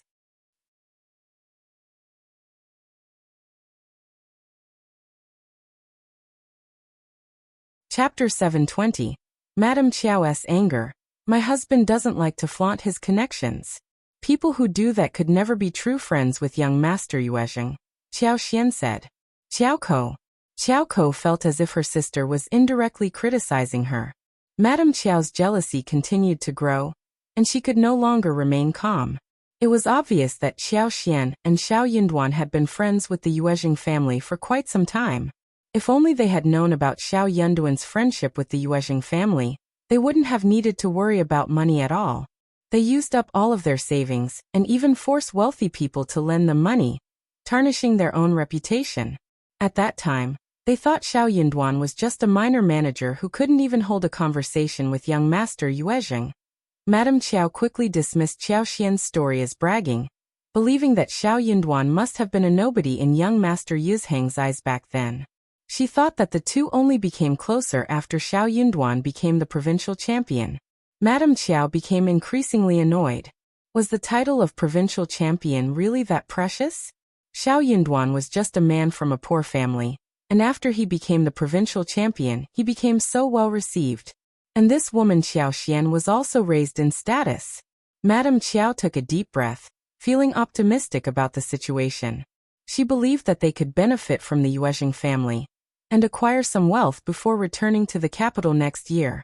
They would need fine clothes and jewelry for their trip to the capital, so they wouldn't be looked down upon by others, would they? And they would also need money to give bonuses to the servants, as well as presents for everyone in the mansion and their relatives. They would need money to host banquets and entertain guests. Madame Qiao's constant need for money frustrated her even more as they had none. Her covetous gaze fell upon Qiao Xian's jade bracelet, reflecting her greed. In the privacy of their conversation, Qiao Wei was never one to hold back her thoughts, especially regarding her sister's behavior. The jadeite bracelet on Qiao Xian's wrist was a beautiful and noble piece, with excellent color and crystal clarity, resembling an emerald green lake. Take off the bracelet, and let me see it. Qiao Xian hesitated. I'd rather not. I don't want to risk damaging it. It's a gift from First Madam, and I should keep it safe. If you want to see it, you can come and view it yourself. Qiao Xian knew that if she took off the bracelet and showed it to Qiao Wei, she would never get it back. Everyone loved this kind of beautiful bracelet. Qiao Xian, what do you mean? You think we will take this into possession? Xiao Wei shouted angrily. Xiao Ko despised Madame Xiao and Xiao Wei, but pretending to be generous, she added, "Second sister, we are all sisters, and this beautiful bracelet is too precious to keep to oneself. You can give it to elder sister as a token of our family's unity. It might even please first madam to see us getting along so well. Or do you not want to offer it to us at all?" Xiao Wei gave Xiao Ko a very praising look. She was right this time. Xiao Xian burst out. "Of course one don't want to. One never see anything good. Unlike you who always have good things to wear. So I need to keep it up." Xiao Ko. Xiao Wei flushed out of utter anger. She did not need to care a thing when no one outside the family was here. You're tuning in to the Li Mei's Wuxia Whispers YouTube channel. We're so grateful for your support, and don't forget to subscribe to join us on this incredible journey through captivating stories. Your generosity through donations truly makes a world of difference, as it's the primary source of revenue that allows me to expand and enhance this channel for you. Thank you from the bottom of my heart for being a part of this adventure.